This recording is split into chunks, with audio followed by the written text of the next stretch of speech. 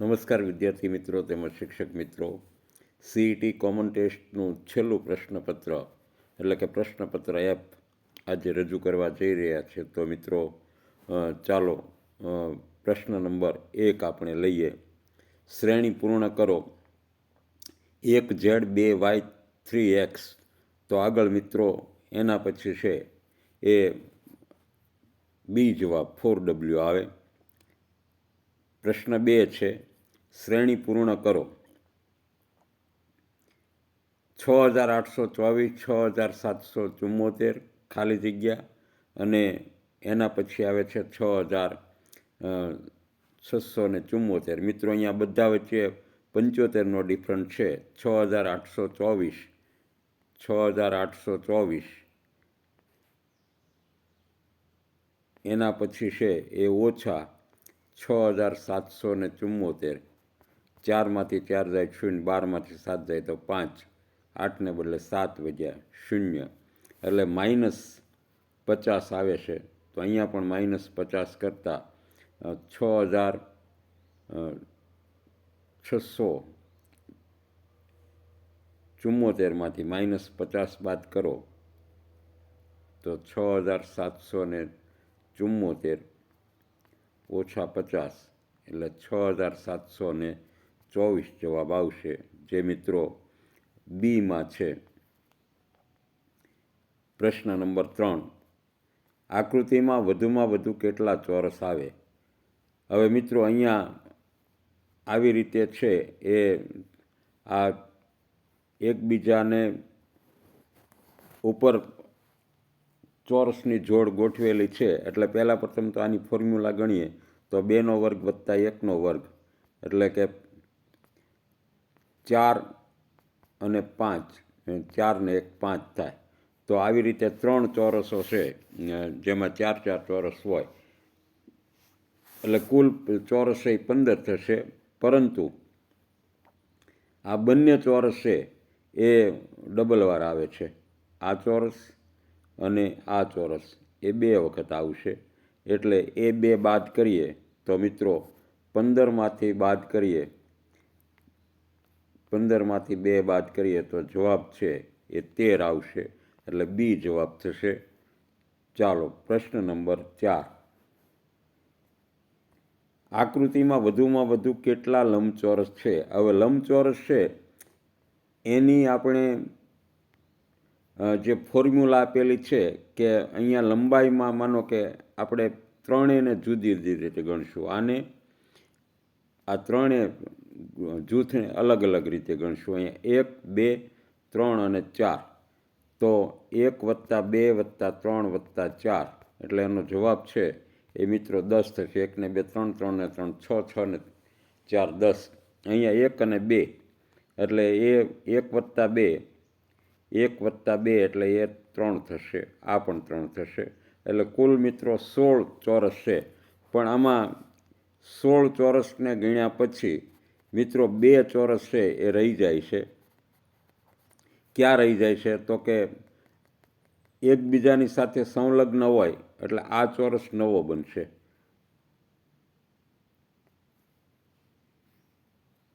આ ચોરસ છે ને લંબચોરસ, આ નવા બનશે. આ લંબચોરસની ગણતરી છે આપણે જે કરીએ એમાં થતી નથી. એટલે 16 ને 2 16 + 2 18 લંબચોરસ થશે. એટલે હવે અહીંયા છે એ મિત્રો જુઓ 18 છે એ આપ્યા જ નથી. એટલે આપણે ઈ વિકલ્પ ઊભો કરી અને 18 લંબચોરસ થાય છે એવું કહેશું. શરત ચૂકથી અહીંયા વિકલ્પ અપાયેલો નથી. અહીંયા જે 8 હોય ને ત્યાં 18 હોવા જોઈતા હતા પણ ભૂલથી રહી ગયેલ છે. ચાલો મિત્રો પ્રશ્ન નંબર 5,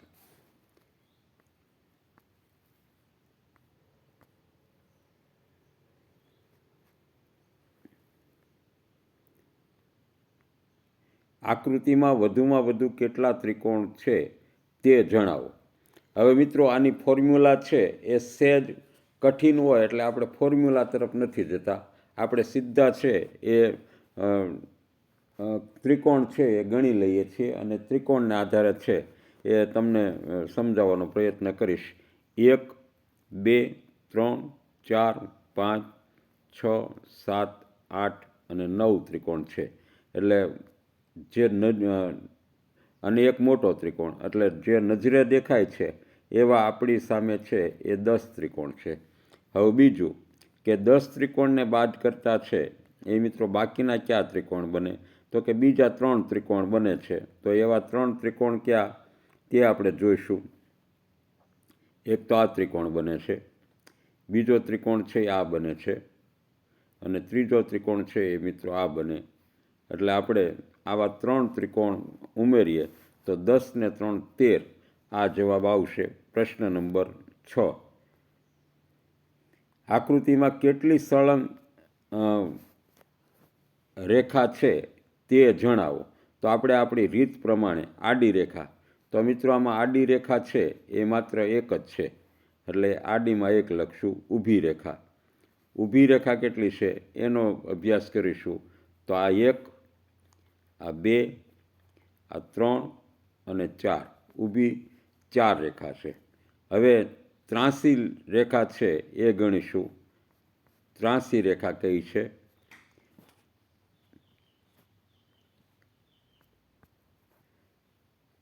ત્રાંસી રેખા ગણવા માટે અગાઉની જે છે એ આપણે કાઢી નાખીએ રેખાઓ તો વધારે વ્યવસ્થિત ગણાશે.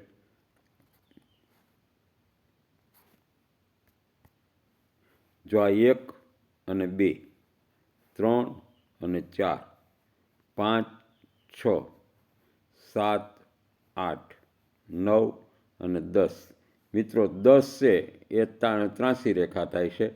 અને બાકી ત્રાંસી રેખા છે, મુખ્ય ત્રાંસી રેખા છે વધારેમાં વધારે.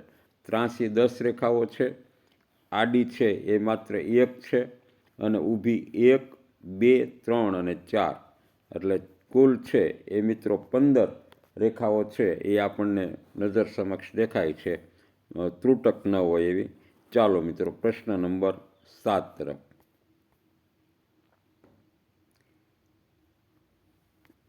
આકૃતિમાં કેટલી સળંગ રેખા છે તે જણાવો. હવે કેટલી સળંગ રેખા છે? આ લંબચોરસ છે, એટલે લંબચોરસમાં મિત્રો ઊભી રેખા 2 આવે અને આડી રેખા 2 આવે. આપણે ગણ્યા વિના આપ કહી દઈશું આ ઊભી રેખા અને આડી રેખા, આવી 2 જ રેખા છે, આડી 2 આવે. હવે બાકીની કેટલી રેખા છે? તો કે 3 રેખા છે એ આવી રીતે ત્રાંસી છે, અને 3 રેખા છે એ મિત્રો આવી રીતે ત્રાંસી છે, 1, 2 અને 3, એટલે કુલ 6 રેખા છે એ ત્રાંસી છે. 6 રેખા એટલે 6, 2, 2, કુલ 10 રેખાઓ છે એ મિત્રો આપણી નજર સામે છે એ દેખાય છે. એટલે આપણે 10 એ જ વિકલ્પ છે. ચાલો પ્રશ્ન નંબર 8 તરફ. બ્લેકબોર્ડ શબ્દના અંગ્રેજી મૂળાક્ષર પરથી નીચે પૈકી કયો શબ્દ બનતો નથી? તો બ્લેકબોર્ડ, BLACK, BOARD, આમાં બ્લેકબોર્ડમાં ROCK આવે છે, LOCK આવે છે, BORDER. મિત્રો આમાં ક્યાંય ઈ શબ્દ છે એ દેખાતો નથી. DARK આ પણ આવી જાય છે, એટલે આ બોર્ડર BORDER ઈ શબ્દ છે એ આમાં બ્લેકબોર્ડમાં નથી, એટલે બી જવાબ આવશે. ચાલો મિત્રો પ્રશ્ન નંબર 9.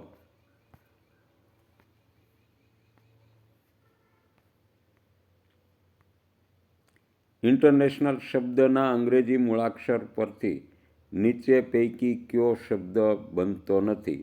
ઇન્ટરનેશનલ INTERNATIONAL એના ઉપરથી છે એ મિત્રો લોકેશન બને, તો લોકેશનમાં બધા જ શબ્દો છે એ આવી જાય છે.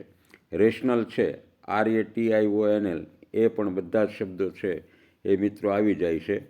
હવે અહીંયા રોટેટ છે, તો રોટેટમાં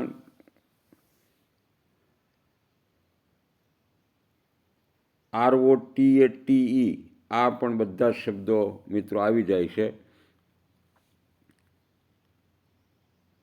LO લોકેશનમાં LOCATION એટલે ઇન્ટરનેશનલ છે, એમાં L આવી જાય, O આવી જાય, C આવી જાય, TIO આવી જાય. TION એ તો બધામાં નેશનલ છે એટલે TION તો આવશે જ તે. હવે લર્ન છે,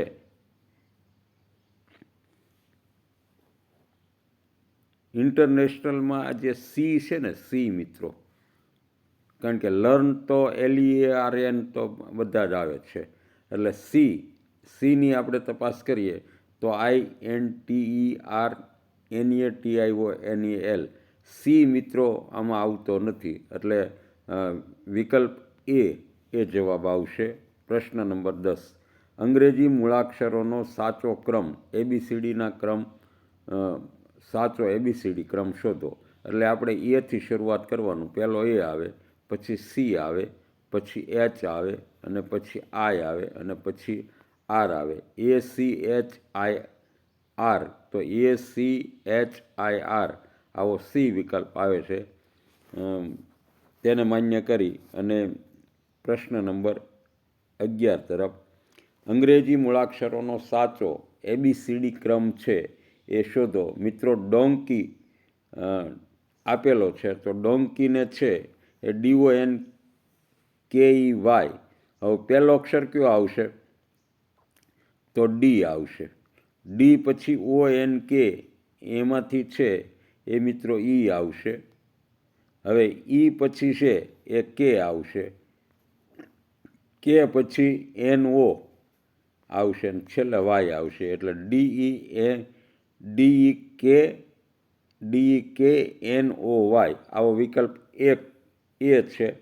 એટલે એને માન્ય કરી અને આપણે પ્રશ્ન નંબર 12 તરફ જઈશું. ગુજરાતી મૂળાક્ષરોને નીચે મુજબ અંકમાં દર્શાવી સાચો વિકલ્પ પસંદ કરો. મૂળાક્ષર ક એની કિંમત 7 છે, નની 9 છે, પની 6 છે અને વની 8 છે. કવન ઓછા દેશ. ક એટલે 7, વ એટલે 8 અને ન એટલે મિત્રો 9. એમાંથી 1 બાદ કરવાનું છે એટલે કવનમાંથી 1 બાદ થાય એટલે 89 બાદ થાય. તો 789માંથી 89 બાદ થાય તો મિત્રો 700 આવે. પ્રશ્ન નંબર 13. KNPV. કની કિંમત 7 છે, નની કિંમત 9 છે, પની કિંમત 6 છે અને વની કિંમત 8 છે. હવે 2 ગુણ્યા 1 કરવાનું છે. 1 એટલે શું થાય તો કે 1માં વ એટલે 8 અને ન એટલે 89. તો 89 ગુણ્યા 2 એટલે 90 દુ 180 થાય. તેમાંથી 2 ઓછા કરો તો 178 આવે. પ્રશ્ન નંબર 14 તરફ.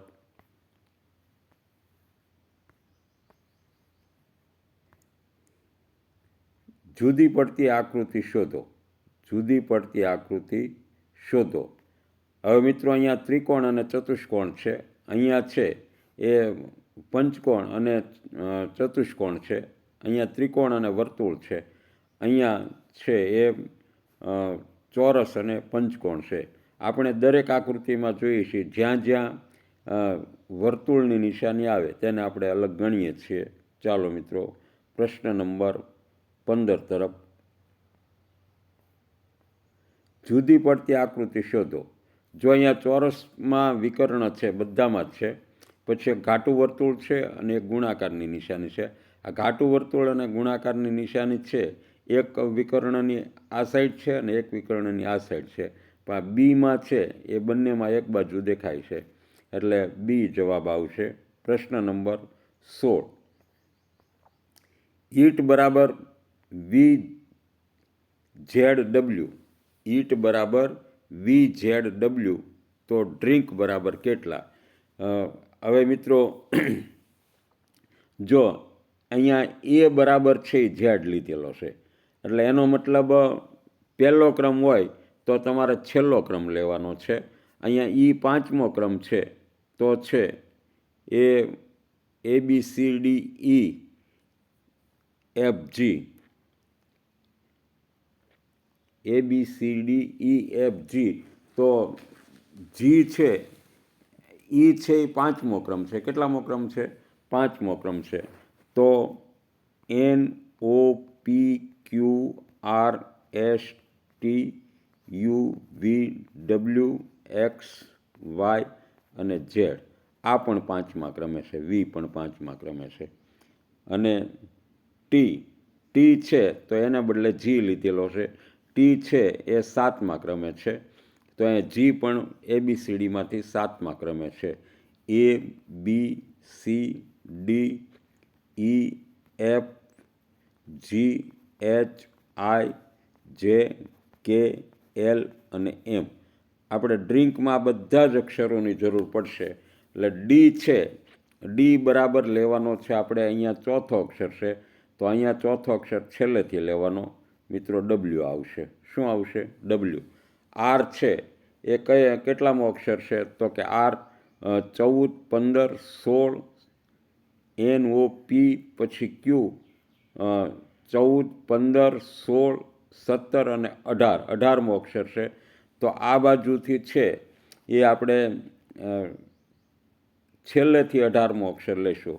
હવે છેલ્લેથી 18મો અક્ષર લેશું એટલે આ 14મો થશે, આ 15મો, આ 16મો, 17મો અને 18મો. એટલે આઈ છે એ મિત્રો 18મો અક્ષર થશે. હવે આઈ છે ને એ આ બાજુથી 9મો છે. 1, 2, 3, 4, 5, 6, 7, 8 અને 9. તો છેલ્લેથી 9મો કયો થાય? તો કે 1, 2, 3, 4, 5, 6, 7, 8, 9 આર આવશે. આર. એન છે એ ABCDEFG અહીંથી 14મો ક્રમ છે. તો છેલ્લેથી 14મો ક્રમ છે એમ આવશે.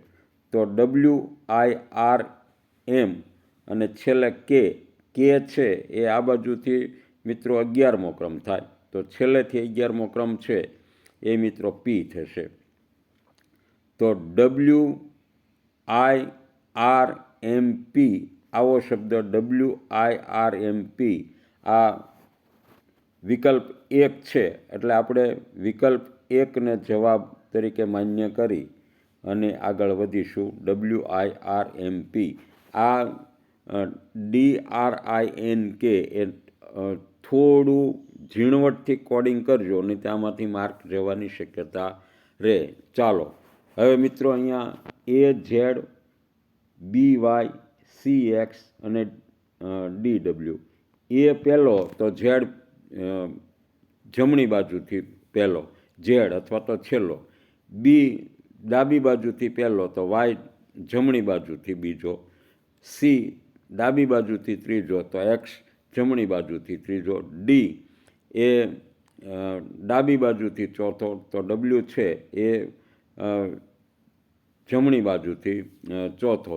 હવે અહીંયા આપણે સ્વાભાવિક રીતે ઈ લેશું. શું લેશું? ઈ લેશું. ઈ લેશું. હવે આ બાજુથી ડબલ્યુ છે, ડબલ્યુની આગળ મિત્રો વી આવે એટલે ઈ વી આ આપણો જવાબ બનશે. અને ઈ વી એ જવાબ ડી છે એટલે ડી માન્ય કરી અને આપણે પ્રશ્ન નંબર 18 તરફ જઈશું. કક્કાવારી મુજબ યોગ્ય ક્રમ ગોઠવણી કરો. હવે કક્કાવારીમાં આપણને ખબર છે કે પહેલાં સ્વર આવે. તો સ્વરમાં ઉત્તર, દક્ષિણ, પૂર્વ, પશ્ચિમ છે તો પહેલાં છે એ ઉત્તર આવશે મિત્રો. શું આવશે? ઉત્તર. પછી કખ ગગ યંગ, ચછ દજ યંગ, ટઠ ડઢ ણ, તથ દધ ન દક્ષિણ આવશે. પછી આવશે મિત્રો પ. પમાં પૂર્વ છે, પહેલાં ખાલી પ લેવાનો પછી પૂર્વ લેવાનો છે એટલે છેલ્લે છે એ પશ્ચિમ આવે. હવે અહીંયા મિત્રો છે એ છેલ્લે પૂર્વ આવે, અહીંયા પહેલાં પૂર્વ લેવાઈ ગયો છે. એટલે આપણે જવાબ છે ઉત્તર, દક્ષિણ, પશ્ચિમ અને પૂર્વ આવો જે જવાબ હોય એ આપણે લઈશું. તો ઉત્તર, દક્ષિણ, પશ્ચિમ અને પૂર્વ આવો જવાબ મિત્રો ડી છે. ચાલો પ્રશ્ન નંબર 19 તરફ. ABCDના ક્રમ મુજબ સાચી ગોઠવણી શોધો. SHIRT STMP STICK SUGAR. હવે જો SH સુરતનો S અને હરિયાણાનો H, પછી ST આ STના બે શબ્દો છે. ST એ પહેલાં આવશે ને STI છે એ પછી આવશે, અને શુગર છે એ મિત્રો છેલ્લે આવશે. આમાં આ જે વિકલ્પ એ છે ને એ મિત્રો વ્યવસ્થિત ABCDના ક્રમ મુજબ ગોઠવાયેલો છે, એટલે આમાં મને કાંઈ બદલાવ કરવાની જરૂર લાગતી નથી. તો વિકલ્પ એને માન્ય કરી અને આપણે છે એ આગળ વધીશું પ્રશ્ન નંબર 20 તરફ.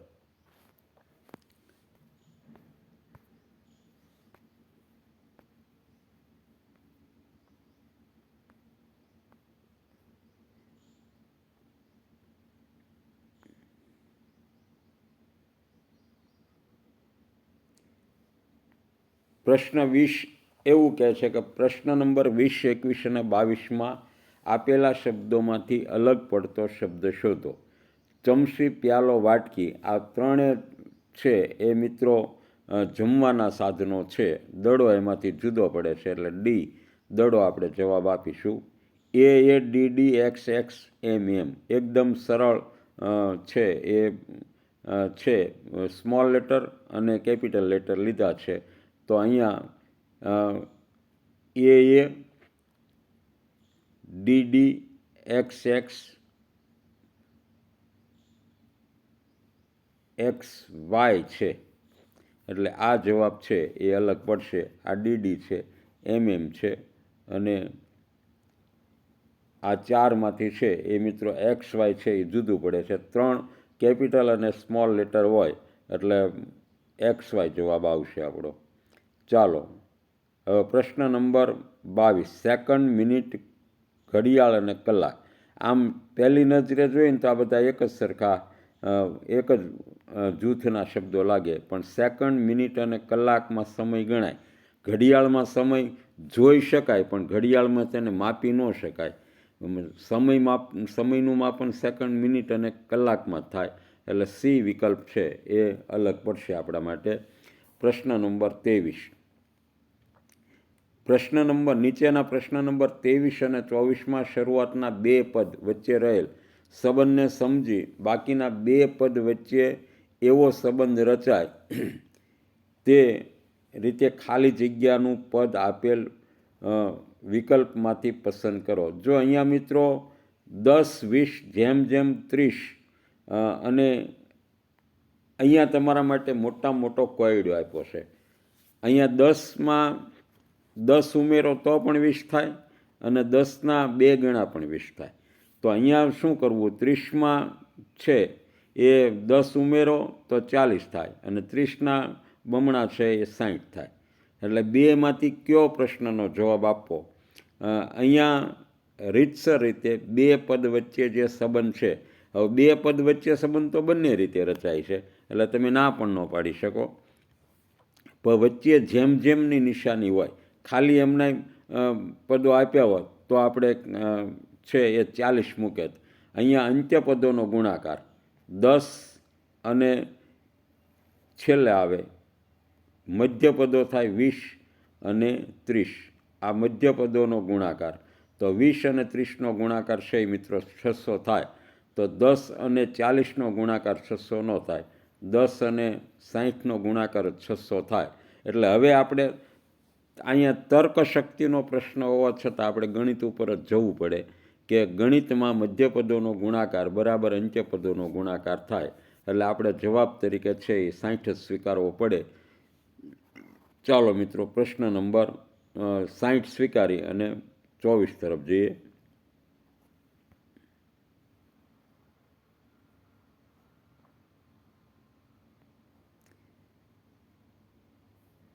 મમ્મી મામા. મમ્મી ને મામા વચ્ચે શું સંબંધ છે? તો ભાઈ બહેનનો છે. તો ભાઈ છે તો એના સંબંધમાં છે એ તમારે બેન જ લેવા પડે, એટલે વિકલ્પ એ આવશે. મમ્મી અને મામા તો બેન અને ભાઈ. પ્રશ્ન નંબર 25 તરફ.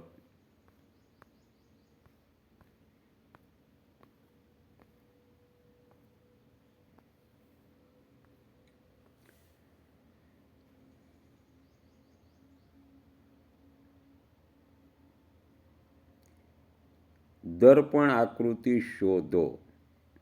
જો આ ગુજરાતી મૂળાક્ષરો હોય ને ત્યારે થોડું ધ્યાન દઈને છે એ આ બાજુ મિરર છે, જમણી બાજુ, એટલે જમણી બાજુ મિરર હોય ત્યારે આપણે આ જે છે ટૂંકમાં આ ક ઊભે ઊભો જ રહેશે, જે કનો ઉપલો લીટો આવે ને એ ઊભે ઊભો જ રહેશે.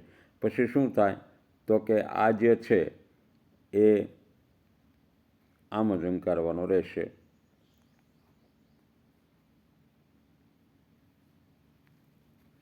આવો જે થતો હોય ને એ આપણે લખવાનું છે. તો એવું ક્યું થશે? જો અહીંયા સેજ ત્રાસો લીટો છે પણ આ જ યોગ્ય છે, બરાબર. મેં જે દોરી એ પ્રમાણે આ જ, કારણ કે આ જે ભાગ આવે છે ને એ ભાગ અહીંયા સામો આવવો જોઈએ. હવે એ આમાં પણ નથી થતો, આ ઉપરનો ભાગ આવી જાય છે, નીચે હોવો જોઈએ. આ પણ ભાગ નથી થતો, આ પણ ભાગ નથી થતો. એટલે તમારું જે મન અને દિલ બંને કહે ને એ સાચો વિકલ્પ બને. એટલે વિકલ્પ એ, આ જે ભાગ છે એ અહીંયા દેખાય છે, આ ભાગ જે હોવો જોઈએ. અને લીટો ઊભે ઊભો તો આ સેજ ત્રાસો દેખાય છે, પણ એવો સેજ મન ફેર તો આ પણ ત્રાસો છે, બરાબર. એટલે આપણે વિકલ્પ એને જવાબ માન્ય કરીશું. પ્રશ્ન નંબર 26.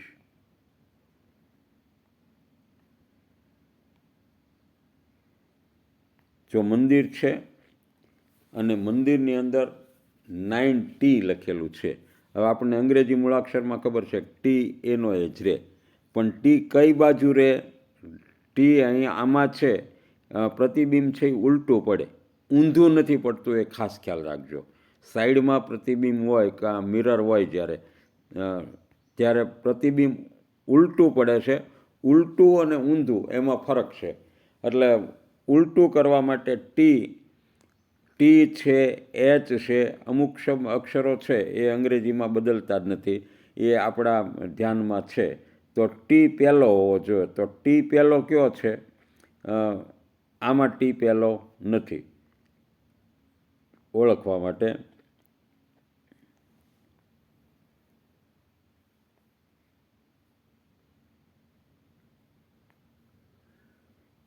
જો આમાં મિત્રો પહેલાં 9 છે, આમાં છે એ 6 છે અને આખું ઊંધું કરી નાખ્યું છે.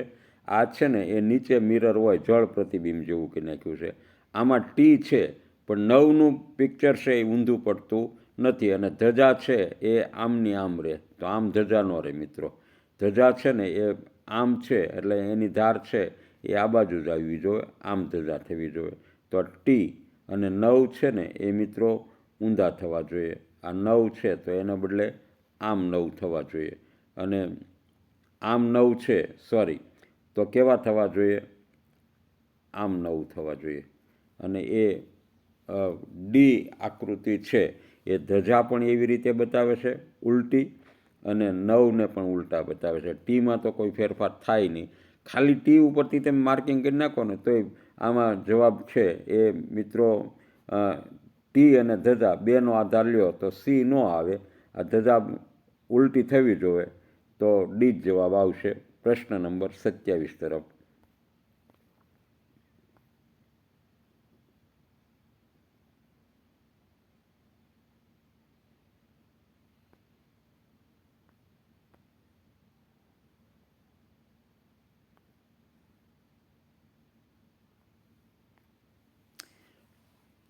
જો A+A+A બરાબર 1A થાય તો એની કિંમત શોધો.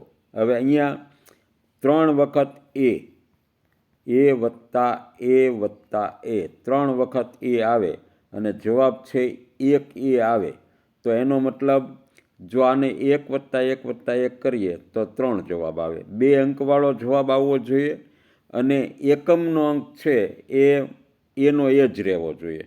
તો 2 2 2 ટૂંકમાં 3+3+3 કરશું ત્યાં સુધી 9 એટલે એક જ અંકનો જવાબ રહેશે.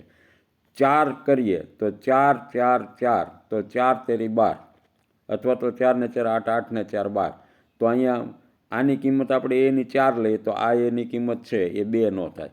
હવે આપણે 5 લઈએ, આગળ વધીએ તો 5 + 5 + 5, 5 + 5 + 5 કરીએ તો બંધ બેસતું થાય છે. એની કિંમત 5 + 5 + 5 બરાબર થશે મિત્રો 15. તો આ જે એની કિંમત અહીંયા 5 લીધી તો અહીંયા પણ એની કિંમત છે. કોઈ પણ ચલ સંખ્યા હોય તે પછી એક્સ હોય, વાય હોય, ઝેડ હોય, એ હોય, બી હોય, સી હોય કે પી હોય કે ક્યુ હોય, એની એક વખત તમે માન એનું મૂલ્ય નક્કી કર્યું પછી એના એ જ દાખલામાં એની જ રકમમાં અલગ મૂલ્ય થવું જોઈએ નહીં. આટલો ખ્યાલ રહે તો આ રિઝનિંગનો દાખલો છે એ ઉકેલવો કાંઈ અઘરો છે નહીં. ચાલો મિત્રો, આપણે આવો કોઈ દાખલો આવે, માનો કે આ જ રકમ ન પૂછાય ને અલગ કોઈ રકમ હોય તો તમારે એટલી ધારણા કરવાની રહે અને તમારે એકથી શરૂઆત કરી અને ધીમે ધીમે ધીમે ધીમે છે એ તમારું આમ મન છે ને એ જ કહી દેશે કે આમાં આટલી સંખ્યાની નજીક જ જવું પડે.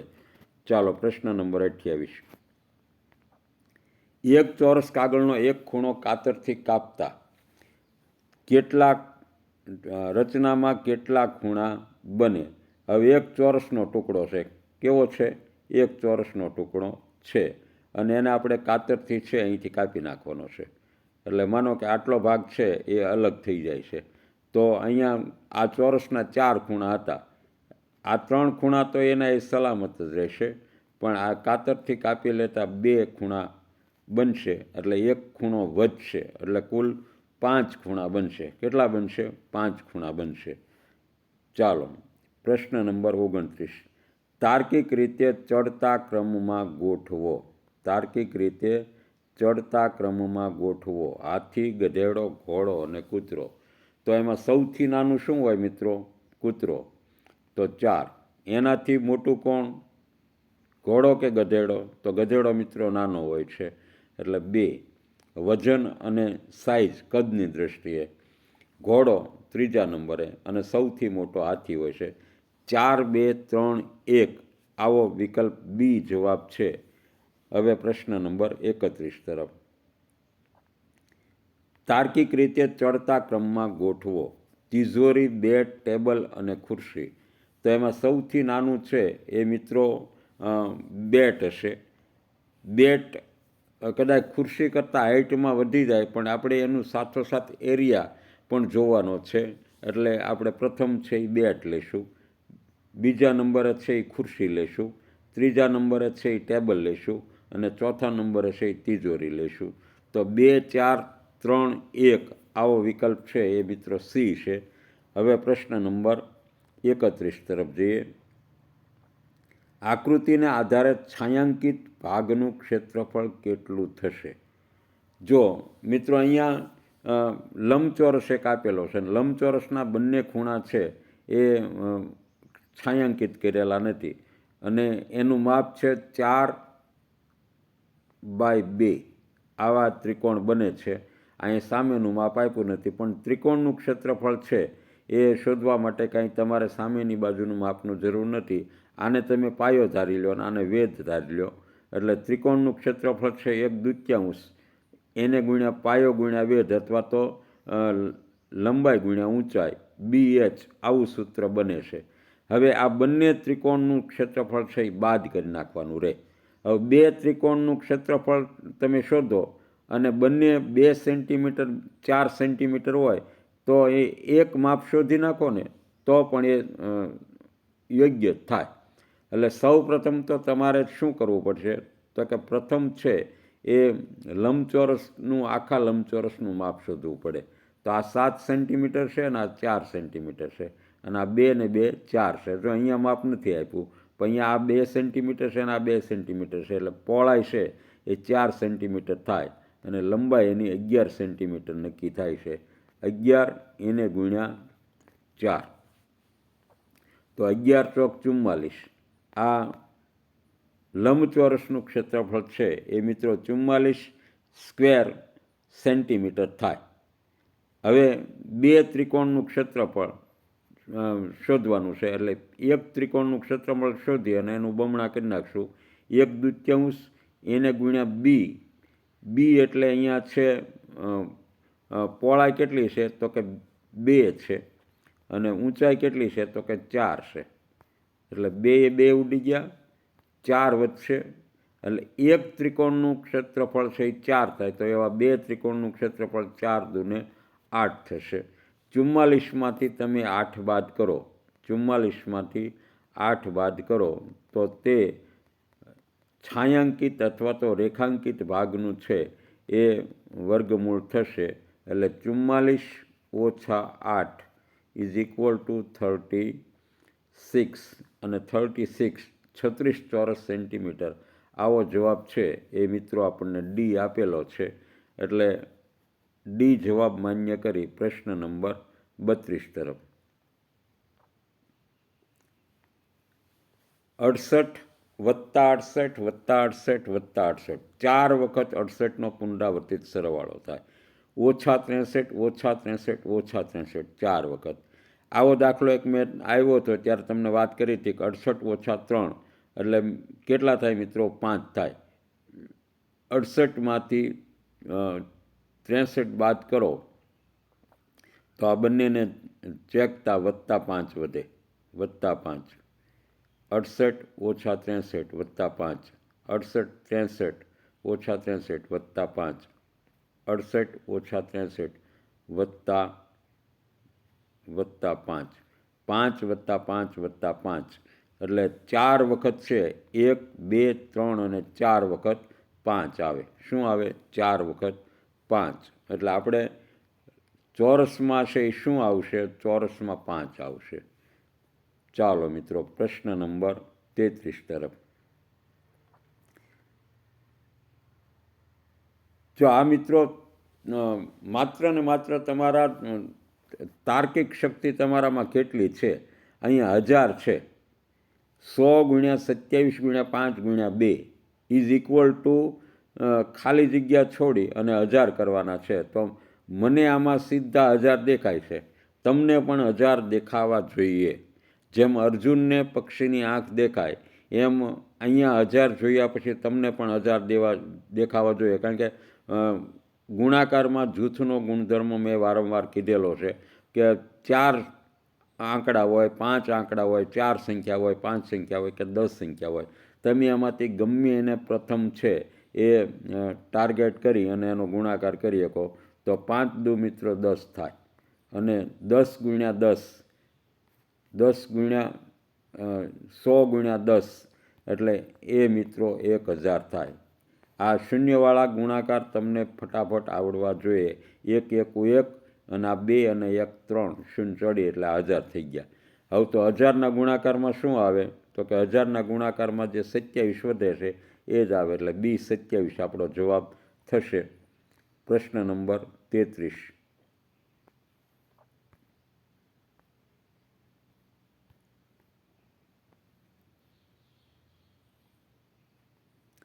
પ્રશ્ન નંબર 33 જ આપણે ગણ્યો, એટલે પ્રશ્ન નંબર 34.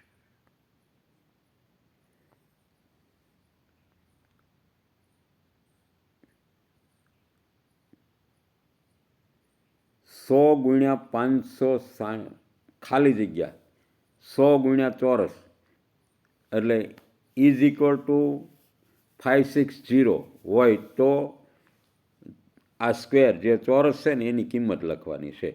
અને કિંમત પાછી એક્ઝેક્ટ નથી લખવાની કે 5 કે 6ની વચ્ચે આવશે, 6 કે 7ની વચ્ચે આવશે, 5થી ઓછી આવશે કે 5 4 અને 5ની વચ્ચે આવશે.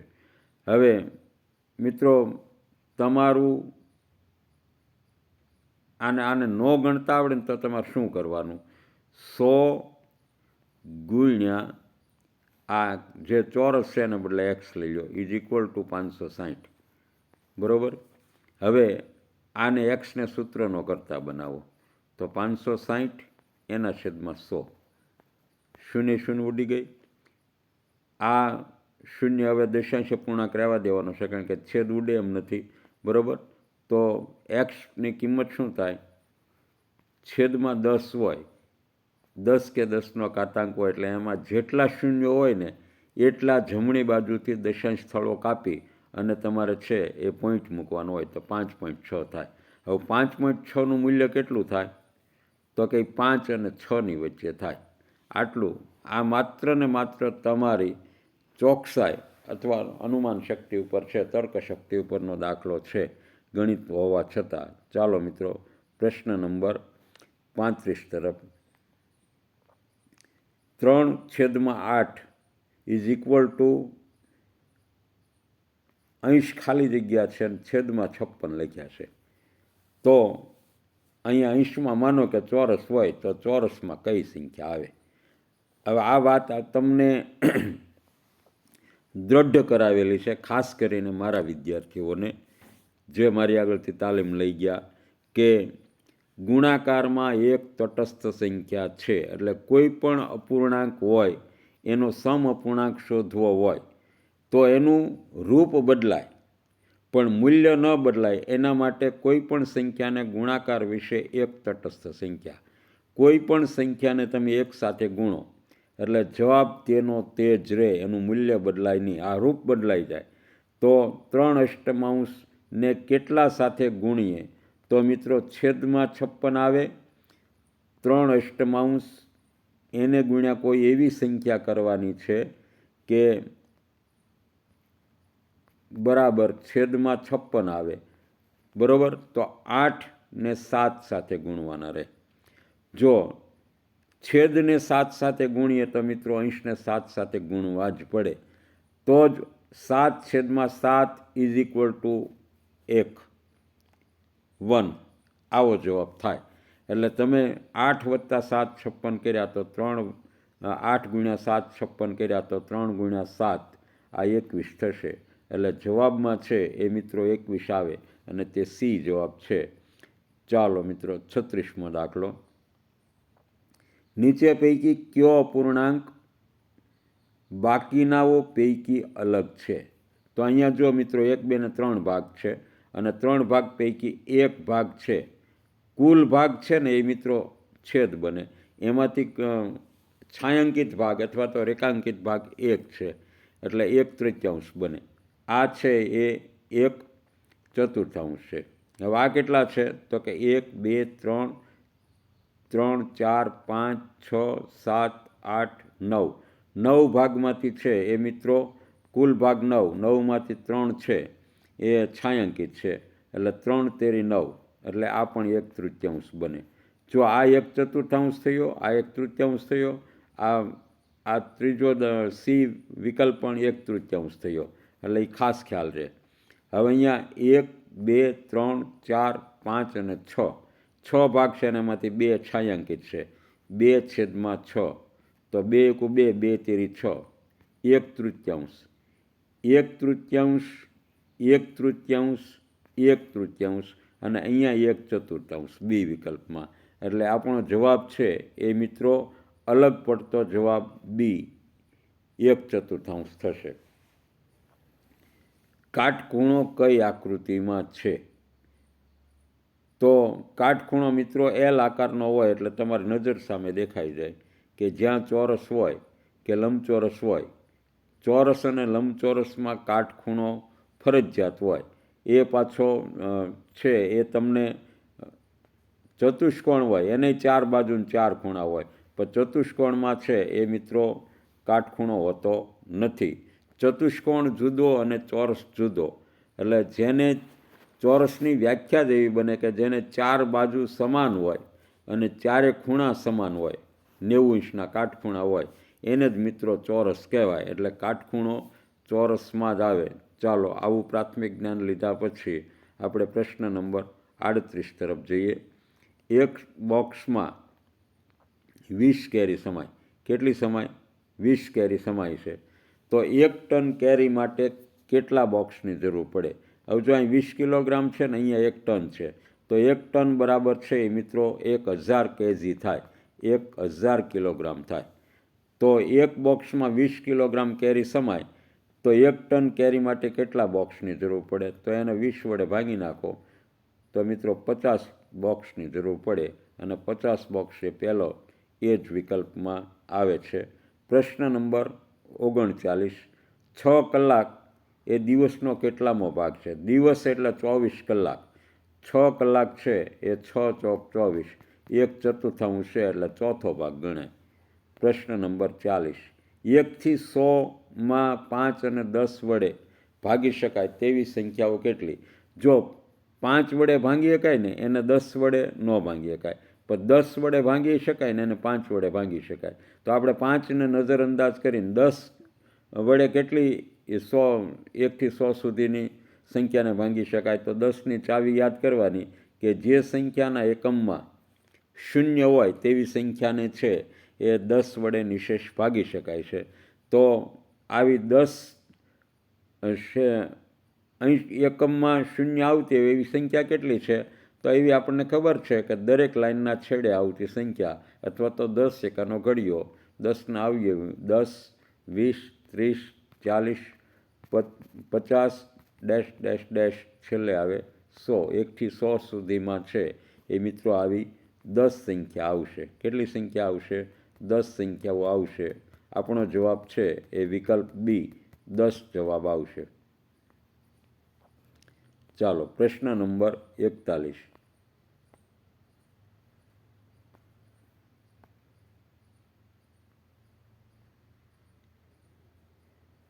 એક કોન્ટ્રાક્ટર દિવસના 350 રૂપિયા મહેનતાણું આપે છે, તો 2.1 દિવસના કેટલા રૂપિયા મહેનતાણું આપે? તો મિત્રો આ 2.1 એટલે 2.5 દિવસ થયા. 1 દિવસના 350 હોય તો 2 દિવસના છે 700 થાય, અને અડધા દિવસના છે 350ના અડધા 175 થાય. તમારે ગાણિતિક સ્વરૂપ આપી અને ગણવા જશો તો ખૂબ વાર લાગશે, અને આમ તમે મૌખિક કરી શકો. 700 ને 100 એટલે 800, 875 જવાબ આવે મિત્રો. આ બંનેનો સરવાળો કરો એટલે. આ તીવ્ર શીઘ્ર દાખલો, ઝડપથી દાખલો શોધવો હોય તો આવી રીત તમારે શીખવી જ પડે, કારણ કે સમપ્રમાણ ગણિતનું હાર્દ છે. એક પરિમાણના વધવા કે ઘટવાથી બીજું પરિમાણ તેટલા જ પ્રમાણમાં વધે કે ઘટે એને સમપ્રમાણ કહેવાય. મિત્રો અહીંયા દિવસો છે એ 2.5 ગણા થાય તો રૂપિયા 2.5 ગણા થાય. પરિમાણ, દિવસોનું પરિમાણ 2.5 ગણું થયું તો રૂપિયાનું પરિમાણ 2.5 ગણું થાય, અને એના માટે ત્રિરાશિ મૂકી અથવા તો x1, x2, y1, y2 કરવા જાઓ તો ખૂબ વાર લાગે. એટલે તમારે મૌખિક દાખલો, નાની રકમ હોય તો મૌખિક દાખલો ગણી શકાતો હોય તો પહેલું પરિમાણ જેટલા છે એ દિવસ જેટલા ગણા થાય એટલા ગણા રૂપિયા થાય. એટલે 875 જવાબ આવશે. 875 મિત્રો છે એ સીમાં જવાબ છે. આપણે આગળ પ્રશ્ન નંબર 42 તરફ જઈશું. એક કુટુંબમાં 6 વ્યક્તિઓ છે. દરેક વ્યક્તિ રોજનું 4 લીટર પાણી પીવે છે. તો એપ્રિલ માસમાં તેમના દ્વારા પીવા માટે વપરાયેલ પાણી કેટલું? 6 વ્યક્તિ છે ને દરરોજનું 4 લીટર પીવે એટલે દરરોજનું 24 લીટર જોવે. હવે એપ્રિલના દિવસો છે 30, એટલે 24 તેરી મિત્રો 72 થાય, પણ દિવસો 30 છે એટલે 100 ચડાવી દેવાની, 720 લીટર જોવે. બી જવાબ. ચાલો મિત્રો, પ્રશ્ન નંબર 43 તરફ જઈએ. આપેલા આકારની પરિમિતિ જણાવો. હવે 5મા ધોરણમાં આવા ગણિતમાં છે અસંખ્ય ઉદાહરણો છે, એટલે પરિમિતિ શોધવી કંઈ બહુ તમારા માટે અઘરું નથી. હવે આ વાત મેં તમને કરેલી છે. કોઈ ખૂણો કપાયેલો હોય ને ત્યારે આ ભાગ છે ને એ ભાગ આ જ ગણવાનો, આ ભાગ છે એને આ જ ગણવાનો. એટલે આને તમારે નજરઅંદાજ કરવાનું છે કે આ ખૂણો તમારો કપાયેલો છે, એટલે સીધા છે એ એકમો ગણી લેવાના રહે. આ એક ચોરસ છે ને એ 1 cm દેખાડે છે. કેટલા દેખાડે છે? 1 cm. તો આની લંબાઈ કેટલી છે? તો એક લંબાઈ છે મિત્રો 1, 2 અને 3 સેન્ટીમીટર. પહોળાઈ કેટલી છે? 1, 2, 3 અને 4 સેન્ટીમીટર. તો હવે અહીંયા છે ને આ ભાગ છે ને એને અહીંયા ગણ નાખવાનો. આ હું તમને ઝડપથી ગણવા માટે કહું છું, બાકી તો તમે દરેક ભાગ ગણી નાખો ને તો પણ ચાલે. એટલે આ 1 સેન્ટીમીટર, આ લંબચોરસની પરિમિતિ શોધ્યા પછી તમારે વત્તા 2 જ કરવાના રહે. એટલે લંબાઈ છે કેટલી છે 4, પહોળાઈ કેટલી છે તો કે 3, 4 ને 3 કેટલા થાય તો કે 7, 7ના બમણા કરો એટલે એ તમારી લંબચોરસની પરિમિતિ આવી ગઈ 14. હવે આ 2 સેન્ટીમીટર વધે 14માં ભેળવી દો, 14 ને 2 16 થાય. તો 16 જવાબ કયો છે મિત્રો? ડી જવાબ છે. ચાલો, સમજાઈ ગયું છે. પ્રશ્ન નંબર 44 તરફ. નોબિતા દિવસના 8 કલાક ઊંઘે છે તો તે દિવસનો કેટલામો ભાગ ઊંઘે છે? દિવસના કલાક થાય મિત્રો 24 ને 24 કલાકમાંથી 8 કલાક ઊંઘે તો 1/3 છે એ ઊંઘે છે આવું નક્કી થાય. બી વિકલ્પ. પ્રશ્ન નંબર 45. 121.121 ને 11 વડે ભાગવાથી ભાગફળ કેટલું મળે? આનો કોઈ બીજો વિકલ્પ નથી, આને તમારે ભાગવા જ પડે 121.121. કારણ કે આમાં એક જે ભાગ ન ચાલવાથી શૂન્ય મૂકવામાં આવે ને એ તમારે ક્યાં મૂકવી એના માટે તમારે ભાગફળ કરીને જ જવાબ મેળવવાનો રહે 11. જો આને સીધા તમે આમે લઈ શકો કે 11 ગુણ્યા 11 એટલે 121. આ જેને સમજાય એને માટે સરળ, બાકી તમારે છે એ 11 ભાગ્યા 11 વડે જ ભાગ ચલાવવાનો. શૂન્ય વધી, પાછળ ઉપરથી ઉતાર્યા 1, આવું 1 દશાંશ ચિહ્ન ઉપરથી ઉતારો ને તો મિત્રો અહીં ભાગફળ પછી દશાંશ ચિહ્ન તરત જ મૂકી દેવું. ભાગ નહીં ચાલે એટલે ભાગમાં પડી 0. હવે 12 ઉતારો, 2 ઉતારો એટલે 12 થયા. તો હવે ભાગ હાલશે, પણ મારે વળી પાછા 1 ઉતારી જ નાખવા છે એટલે 11 ગુણ્યા 11 121 થાય. એટલે 11.011 આ આપણો જવાબ છે. તે વિકલ્પ સીમાં દેખાય છે. પ્રશ્ન નંબર 46.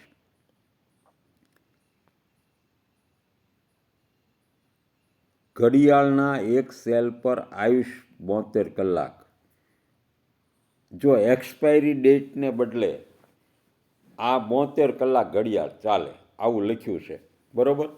આયુષ 7200 કલાક. માણસની કેમ આવરદા નક્કી હોય કે માણસની આટલી જિંદગી લખાયેલી છે, આટલા શ્વાસ લખાયેલા છે, તો ઘડિયાળ ઉપર લખેલું છે કે આ 7200 કલાક ચાલશે. તો આ સેલ ઘડિયાળમાં લગાવ્યા બાદ ઘડિયાળ કેટલા દિવસ ચાલુ રહેશે? આ ઘડિયાળની વાત નથી, ઘડિયાળના સેલની વાત છે કે ઘડિયાળમાં તમે સેલ ચડાવો એટલે તે 7200 કલાક છે એ કામ કરશે. તો 7200 કલાક કામ કરવા માટે તમારે એને કેટલા દિવસ ચાલશે એમ કીધું છે, તો દિવસના કલાક થાય 24. તો 7200 ભાગ્યા 24 કરી નાખવાના. હવે 24 તેરી 72 થાય, 2 શૂન્ય ચડી 300 દિવસ મિત્રો ચાલે. વિકલ્પ એ જવાબ. પ્રશ્ન નંબર 47 તરફ જઈએ.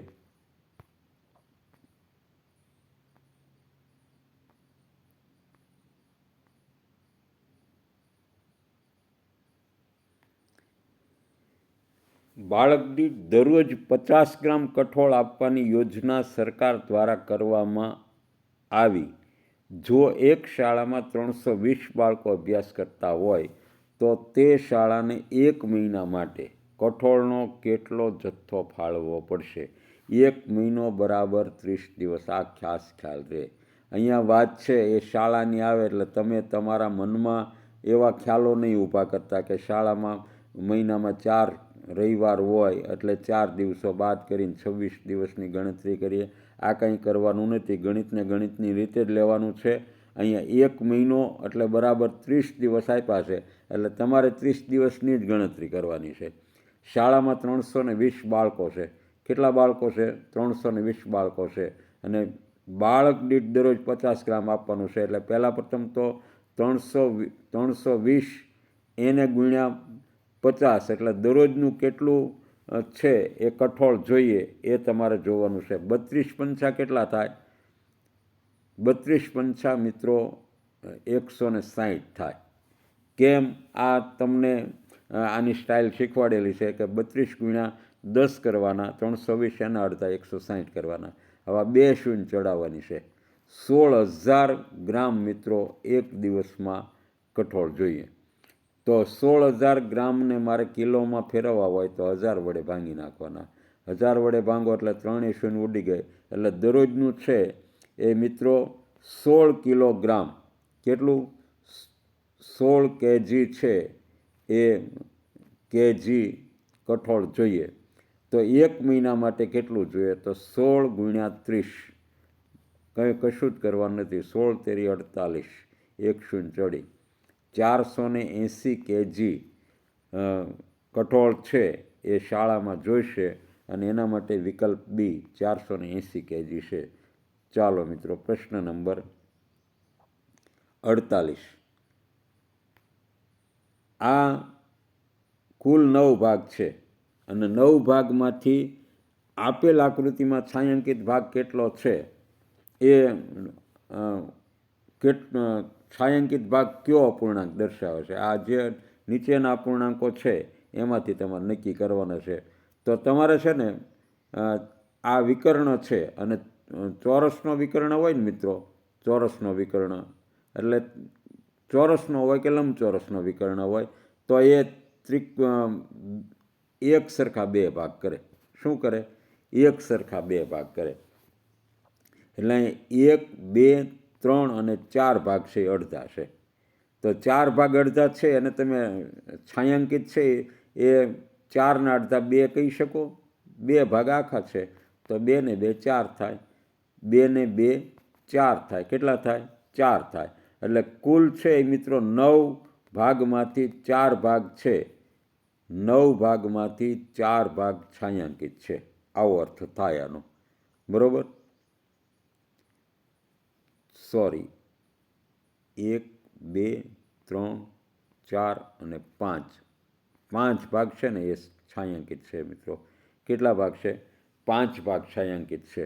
તો આપણે આ 5 ભાગ એ ગણશું. આપણે 9 ભાગ નહીં ગણીએ, એના 18 ભાગ ગણશું તો સરળતા રહે.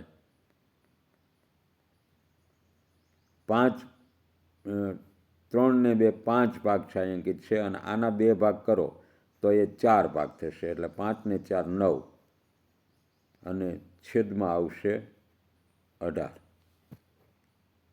આના સીધા છેદ ઉડે મિત્રો. 9 દુ 18 એટલે 1/2. વિકલ્પ સી સાચો બનશે. 4 આખા ચોરસ છે એ છાંયાંકિત છે એવો મતલબ થાય, અને અડધું 4.5. 9 ભાગમાંથી 4.5 ભાગ છે એ છાંયાંકિત હોય એટલે 1/2, અડધો ભાગ છાંયાંકિત ગણાય. પ્રશ્ન નંબર 49. એક પાત્રમાં 2 લખોટી નાખતા, જો 1 લખોટી નથી, 2 લખોટી નાખતા 8 મિલી અને 4 સિક્કા નાખતા 2 મિલી છે એ પાણી ચઢે. તો પાત્રમાં 5 લખોટી નાખીએ અને 6 સિક્કા નાખતા કેટલા મિલી પાણી ઊંચે ચડશે? 2 લખોટી નાખીએ તો 8 ચડે ને, તો 1 લખોટી નાખો તો 4 ચડે. કેટલું ચડે? 4. તો એ પાત્રમાં 5 લખોટી નાખો તો 5 ચોકડી ગુણાકાર થાય તો 20 છે. 20 ml પાણી લખોટીથી ચડે. કેટલાથી? 5 લખોટીથી. હવે સિક્કા અલગ રીતે ગણવાના. 4 સિક્કા નાખતા 2 મિલી ચડે. તો 4 સિક્કા નાખો ને તો 2 મિલી ચડે. મિત્રો 2 સિક્કા નાખો ને તો 1 મિલી ચડે. તો 2 કરતાં 6 સિક્કા છે એ 3 ગણા થાય. એટલે 1ના 3 ગણા 3 ml. એટલે આ 3 ml ચડશે. 20 અને 23 આ બંનેનો સરવાળો કરી નાખો એટલે 23 ml થશે. કેટલું થશે? 23 ml. 23 મિલી આ એ આન્સર વિકલ્પ દેખાડે છે. પ્રશ્ન નંબર 50 તરફ. નીચે આપેલ કઈ ઘટનામાં ક્ષેત્રફળનો ઉપયોગ કરવામાં આવશે? કાપડને ફરતે પટ્ટી લગાડવામાં, રૂમની લાદી લગાવવામાં, આમાં ઉપયોગ થાય પરિમિતિનો, આમાં ઉપયોગ થાય ક્ષેત્રફળનો, ખેતર ફરતે વાર બનાવવામાં પરિમિતિનો ઉપયોગ થાય, લાઇટના તાર લગાવવામાં.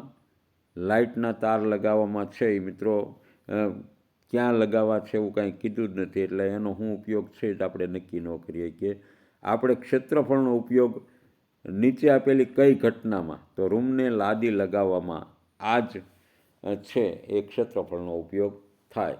ચાલો મિત્રો, બી વિકલ્પ પસંદ કરી અને આપણે આગળ જઈએ. પ્રશ્ન નંબર 51. 3/4 કિલોગ્રામ રીંગણાનો ભાવ 15 છે.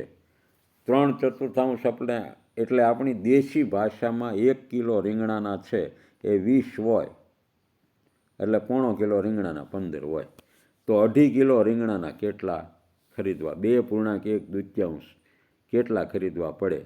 20ના 2.5 ગણા કરી નાખવાના, બરાબર? 20ના 2.5 ગણા કરો એટલે સીધા થાય 50 રૂપિયા, અને 50 રૂપિયા જવાબ છે વિકલ્પ ડી. ચાલો મિત્રો, પ્રશ્ન નંબર 52.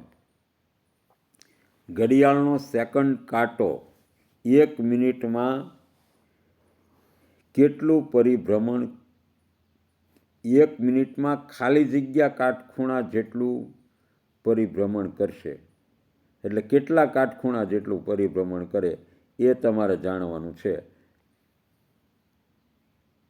જો ઘડિયાળનો સેકન્ડ કાંટો છે ને એ અહીંથી શરૂ થાય, બરાબર?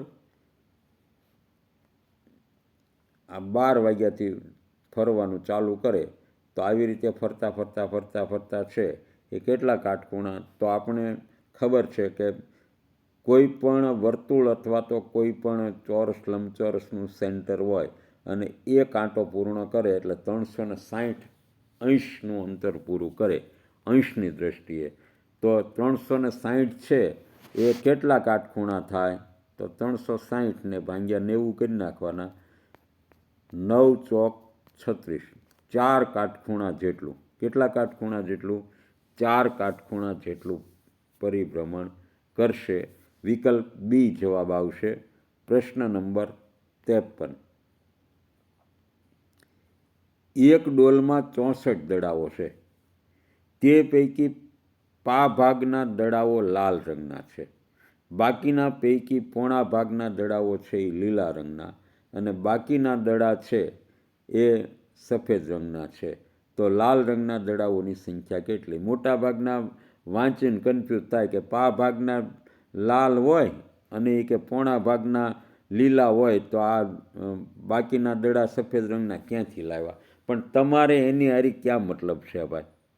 જે વસ્તુ તમારે શોધવાની નથી એ વસ્તુમાં તમારે તમારા મગજનો ગેરઉપયોગ કરવાનો જ નથી. તમારે પા ભાગના લાલ દડાઓ છે ને તમારે લાલ દડાઓની સંખ્યા શોધવાની છે. એટલે તમારે આ પા ભાગ લાલ દડા થયા ને પોણો ભાગ છે એ લીલા દડા થયા ને આ વાંચીને કન્ફ્યુઝ થઈ જાવ કે આ તો બધા દડા આવી ગયા તો આ સફેદ રંગના મારે ક્યાં ગોતવા જવા? પણ તમને ક્યાં સફેદ રંગના શોધવાના કીધા છે? તમારે માત્ર ને માત્ર લાલ રંગના ગોતવાના છે. તો 64નો પા ભાગ એટલે 64ના 1/4, નાને બદલે ગુણાકાર થાય 1/4, 16 ચોક 64 એટલે 16 દડા મિત્રો લાલ હોય. ચાલો, આટલું જ કરવાથી દાખલોનો જવાબ આવી જાય છે પૂરું. પ્રશ્ન નંબર 54 તરફ.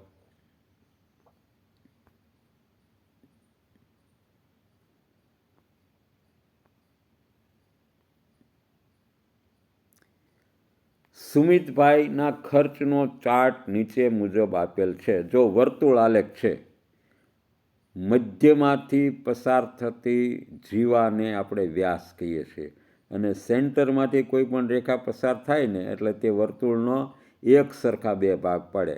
એટલે આ બાજુ 50% રહે ને આ બાજુ 50% રહે, આ બાજુ અડધી રકમ રહે ને આ બાજુ અડધી રકમ રહે.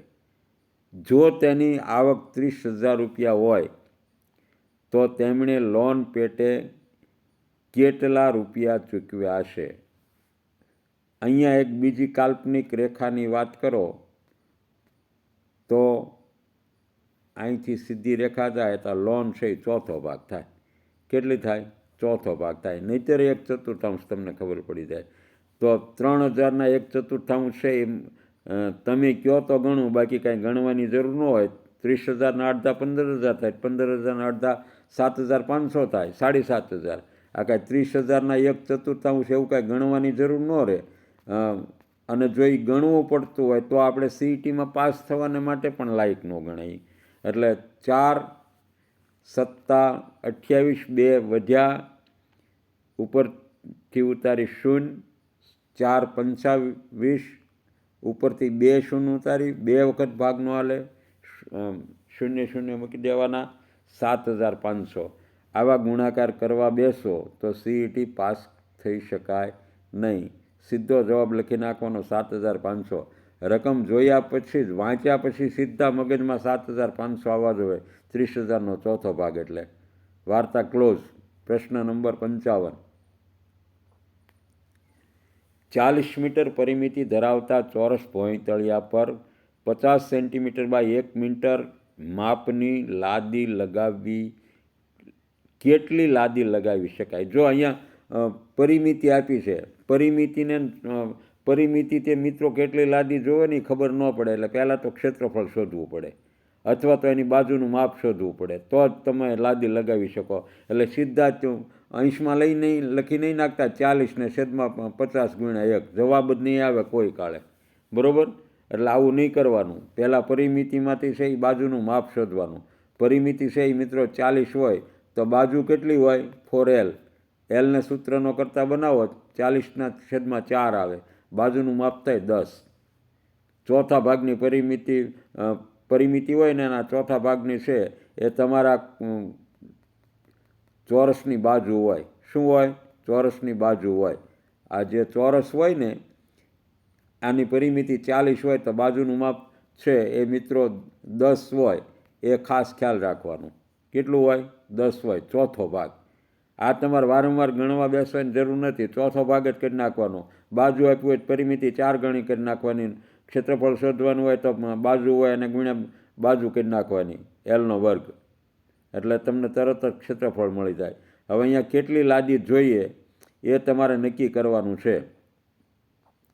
તો લાદી માટે તમારે 10 મીટર બાજુ છે, લાદી કેટલી છે? 50 સેન્ટીમીટર અને 1 મીટર. તો આ બંને માપ સરખા નથી, એકમો સરખા નથી, તો એકમ સરખા કરવા પડે. અહીંયા ચોરસની બાજુ મીટર છે, આ બાજુય મીટર છે, અહીંયા 1 સેન્ટીમીટર છે, તેને મીટરમાં એકમાં ફેરવો. ક્યારેક એવું ફેરવીને દાખલો ગણવાનો, બરાબર? 50 સેન્ટીમીટર છે એટલે કેટલા થાય? તો કે 1/2 મીટર થાય. કેટલા થાય? 1/2 મીટર. તો ચોરસની છે એ બાજુનું માપ લખવાનું, ચોરસનું ક્ષેત્રફળ શોધવાનું, 10 × 10 છેદમાં લાદીનું માપ લખવાનું 1/2. હવે છેદનો છેદ આમ ન લખાય કોઈ દિવસ. છેદનો છેદ જાય મિત્રો અંશમાં. ક્યાં જાય? અંશમાં. એટલે લખવાના અહીંયા. અને પહોળાઈ છે 1 મીટર લાદીની, એટલે અહીંયા લખવાના. હવે છેદમાં 1 હોય એટલે એના છેદ ઉડાડવાનો પ્રશ્ન નથી. 2 × 2 અને 2 × 2, 2 શૂન્ય લગાડી દેવાની. 200 લાદી જોવે. 200 લાદીનો જવાબ ક્યાં છે? તો કે ડીમાં છે. 200 લાદીનો જવાબ ન દેખાય તો વળી તમને દેખાડી દઉં, ડીમાં છે. પ્રશ્ન નંબર 56 તરફ. શિક્ષકે વર્ગખંડમાં 300 ચોરસ સેન્ટીમીટર માપનો લંબચોરસ બનાવવા કહ્યું. કેટલા માપનો? 300 ચોરસ સેન્ટીમીટર. તો મીનાએ 10 સેન્ટીમીટર બાય 30 સેન્ટીમીટર માપનો લંબચોરસ બનાવ્યો. રેહાનીએ 1 મીટર બાય 3 સેન્ટીમીટર માપનો લંબચોરસ બનાવ્યો. હનીએ 15 સેન્ટીમીટર બાય 10 સેન્ટીમીટર માપનો લંબચોરસ બનાવ્યો. મંથને 50 સેન્ટીમીટર બાય 6 સેન્ટીમીટર માપનો લંબચોરસ બનાવ્યો. તો કોણે ખોટા માપનો લંબચોરસ બનાવ્યો છે એ જોવાનું છે. એટલે 3 માપ છે એ મિત્રો સાચા છે. આપણે 3 છે 4 ગણી જો બતાવું તમને. જો આ મીનાએ કેટલો બનાવ્યો? 30 બાય 10 એટલે 30 × 10 એટલે થાય 300. હવે તમે એમ કહો છો કે અહીં 3 સેન્ટીમીટર નહીં મિત્રો, અહીંયા ધ્યાન રાખજો 1 મીટર છે. 1 મીટર એટલે 100 થાય, એટલે 100 × 3 છે ને, એટલે એ પણ 300 સેન્ટીમીટર થાય. એટલે રેહાનીએ સાચો બનાવ્યો, મીનાએ સાચો બનાવ્યો. આ હનીબેને ભૂલ કરી છે, 15 × 10નો બનાવ્યો, એટલે એ 150નો થયો. કેટલાનો થયો? 150નો.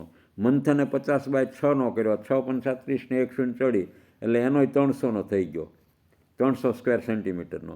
કોણે ભૂલ કરી છે? 15/10 વાળા માપનો જેણે લંબચોરસ બનાવ્યો, હની. તો હની જવાબ આવે ડી છે. હની, ડી હની છે, ડી લખવાનું. ચાલો, પ્રશ્ન નંબર 57.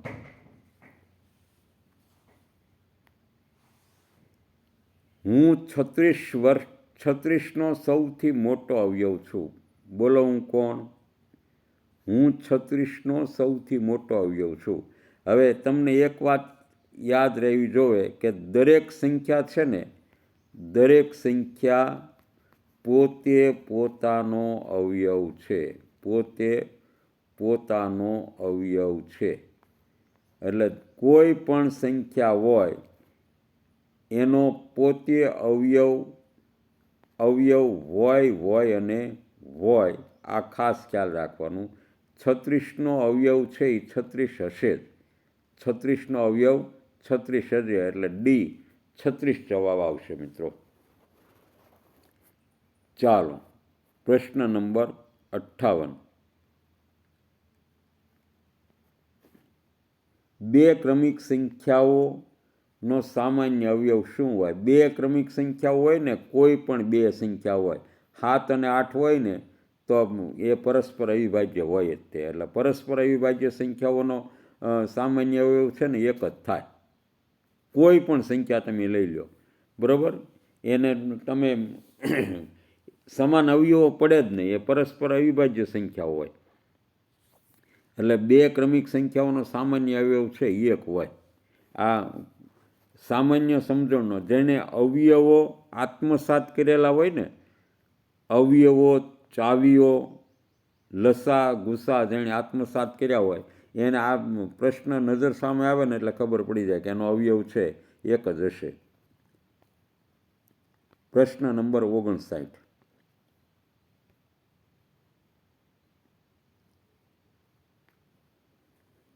એક ખોખાની લંબાઈ 10 સેન્ટીમીટર, પહોળાઈ 5 સેન્ટીમીટર અને ઊંચાઈ 4 સેન્ટીમીટર હોય તો આ ખોખામાં 1 સેન્ટીમીટર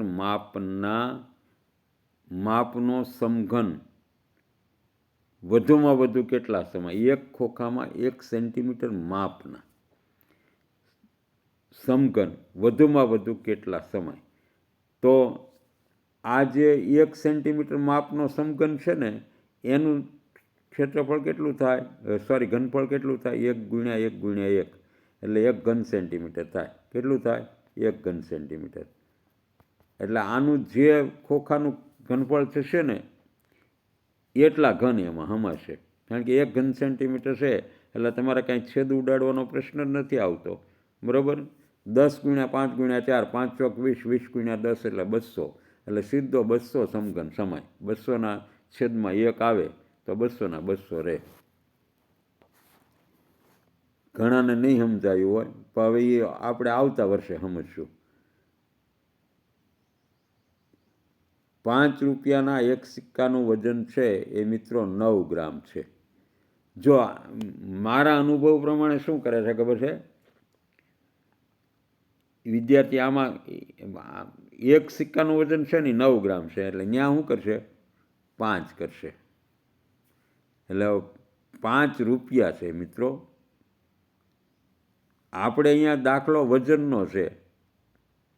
આ થેલીમાં 5 રૂપિયાના કેટલા સિક્કા છે એમ ગોતવાનું કીધું ને, એટલે એ લખશે 5. હકીકતે તમારે 9 ગ્રામ છે. કેટલા છે? 9 ગ્રામ છે. અને એનું સિક્કાની થેલી ભરેલી છે, એનું વજન કેટલું છે? તો કે 4.5 કિલોગ્રામ. તો આ બંનેના એકમો અલગ થાય છે. તો 4.5 kg છે ને, એને તમારે ગ્રામમાં ફેરવવાના રહે તો 4500 kg થાય. એક સિક્કો છે 9 ગ્રામનો હોય તો 9 × 500, 500 સિક્કા થાય. અને આવો 500 સિક્કાનો જવાબ છે સી. આગળના દાખલામાં કીધું ઘણા નહીં સમજાણું હોય, હવે એને આવતા વર્ષે સમજવાનું રહે. ચાલો, પ્રશ્ન નંબર 61. ગુજરાતની કઈ વાવનો સમાવેશ વિશ્વ વિરાસતમાં મિત્રો થાય છે. અડાલજની વાવ, રાણકી વાવ, અડીકડીની વાવ કે દાદા હરીની વાવ. રાણકી વાવ છે ને એની નોંધ મિત્રો યુનેસ્કોએ લીધેલી છે. એટલે રાણકી વાવ છે એ વિશ્વની જે ધરોહરો હોય ને, વિશ્વની વિરાસતો, એમાં રાણકી વાવનો સમાવેશ થાય છે. નવઘણ કૂવા બાબતે ક્યુ અથવા તો કયા વિધાનો સાચા છે? અહીંયા 3 વિધાન આપેલા છે ને છેલ્લે ડીમાં કહી દીધું તમામ. એટલે જોઈએ આપણે, કાં એક વિધાન સાચું છે ને કાં 3 સાચા છે. ચુડાસમા વંશના નવઘણ રાજાઓના સમયમાં બનેલો છે. ચુડાસમા વંશના નવઘણ રાજાના સમયમાં થયેલો છે. આ થોડો ભાષાકીય ભૂલ છે પણ આપણે ચલાવી લઈશું. મધ્યમાં કૂવો અને તેની ફરતી સીડી છે. સાચું છે બંને વાક્ય. સૂર્યપ્રકાશ અને હવા આવી શકે તેવી અમુક અંતરે ખુલ્લી બારીઓ છે, એ પણ સાચું છે. એટલે આપેલા તમામ કારણો છે એ સાચા બનશે, ડી વિકલ્પ. પ્રશ્ન નંબર 63. નીચેનામાંથી કયા વિધાનો સાચા છે? એક જ સ્વાદવાળો ખોરાક ખાવો જોઈએ. આ મિત્રો છે એ સદંતર સમતોલ આહાર લેવો હોય તો બધા જ સ્વાદવાળા ખોરાકો છે એ તમારે ખાવા જોઈએ. કુલ સ્વાદ કેટલા છે? 6 સ્વાદો છે: ખારો, ખાટો, ગળ્યો, તીખો, મીઠો અને કડવો. આવા કુલ છે. સોરી, મીઠો ગળ્યો તો આવી ગયો એટલે મીઠો ન આવે, તુરો આવે. તુરો અને મીઠો, આ કુલ 6 સ્વાદ છે. તુરો અને કડવો. ફક્ત તમે છે એ મીઠાઈ ખાઓ, આઈસ્ક્રીમ, ગળ્યો સ્વાદ, અને કારેલાનું શાક ન ખાઓ, ન ચાલે. કડવો સ્વાદ પણ ખાવો પડે. એટલે આ વિધાન છે એ યોગ્ય નથી. એક સરખો સ્વાદવાળો ખોરાક ખાવાથી તમને ભયંકર બીમારીઓ થવાનો પ્રશ્ન રહે છે. એટલે દરેક વસ્તુ, કારણ કે ખાટો સ્વાદ ન આવે ને તો તમને છે એ શરીરનું જે અમુક તત્વોની ઉણપ રહી જ જાય. ટમેટાનો સ્વાદ ખાટો હોય છે. ગ્લુકોઝ જમ્યા વગર થોડી ઘણી તાકાત આપે છે, 100%. ગ્લુકોઝનો તમને 500 mlની બોટલ ચડાવે તો જમ્યા વગર પણ તમારા શરીરમાં છે એ, કારણ કે શુગરમાં છે ને એ તાત્કાલિક એનર્જી આપવાની તાકાત છે, અને ગ્લુકોઝમાં છે એ સ્ટાર્ચ એટલે કે શુગર જ રહેલું છે. એક જ સ્વાદવાળો ખોરાક ખાવો જોઈએ. તો આ વિધાન છે ને મિત્રો, પહેલું વિધાન છે એ ખોટું છે. શું છે? ખોટું છે. બીજું ને ત્રીજું 2 જ વિધાનો છે એ સાચા છે. એટલે અહીંયા સી જવાબ આવશે. વિધાનો 2 અને 3 કયા અથવા તો કયું વિધાન સાચા છે? એમાં વિધાન 2 અને 3 જવાબ આવશે. પ્રશ્ન નંબર છે એ મિત્રો 64. નીચેનામાંથી કયું જૂથ વ્યક્તિગત રમતોનું છે? તો વ્યક્તિગત રમત કઈ રમી શકાય? કબડ્ડી, ક્રિકેટ કે ચેસ ન રમી શકાય. ટેનિસ રમી શકાય, ચેસ રમી શકાય, કેરમ રમી શકાય. એમાં એક જ ભેરું હોય, એટલે એમાં તમારે કોઈને ગણવાના જ નથી. આ વ્યક્તિગત રમત છે, સાંઘિક રમત નથી. બી જવાબ આવશે મિત્રો. પ્રશ્ન નંબર 65.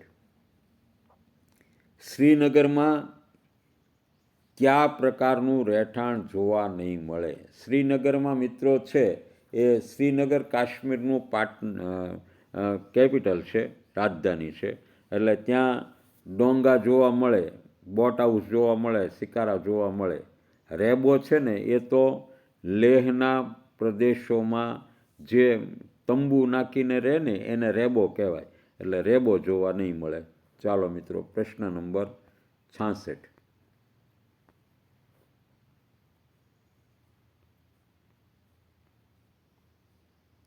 લીંબુ શરબત બનાવવા માટે નીચેનામાંથી કઈ સામગ્રી શરબતમાં ઓગળી જતી નથી? ખાંડની ચાસણી ઓગળી જાય, લીંબુનો રસ ઓગળી જાય, સંચળનો પાવડર ઓગળી જાય, છીણેલું આદુ મિત્રો ન ઓગળે. ડી જવાબ આવશે. ઉત્તર ભારતમાં કયા રાજ્યોમાં ગાઢ જંગલો આવેલા છે? તો હરિયાણામાં, પંજાબમાં અને બિહારમાં જંગલો નથી, સિક્કિમમાં જંગલો છે.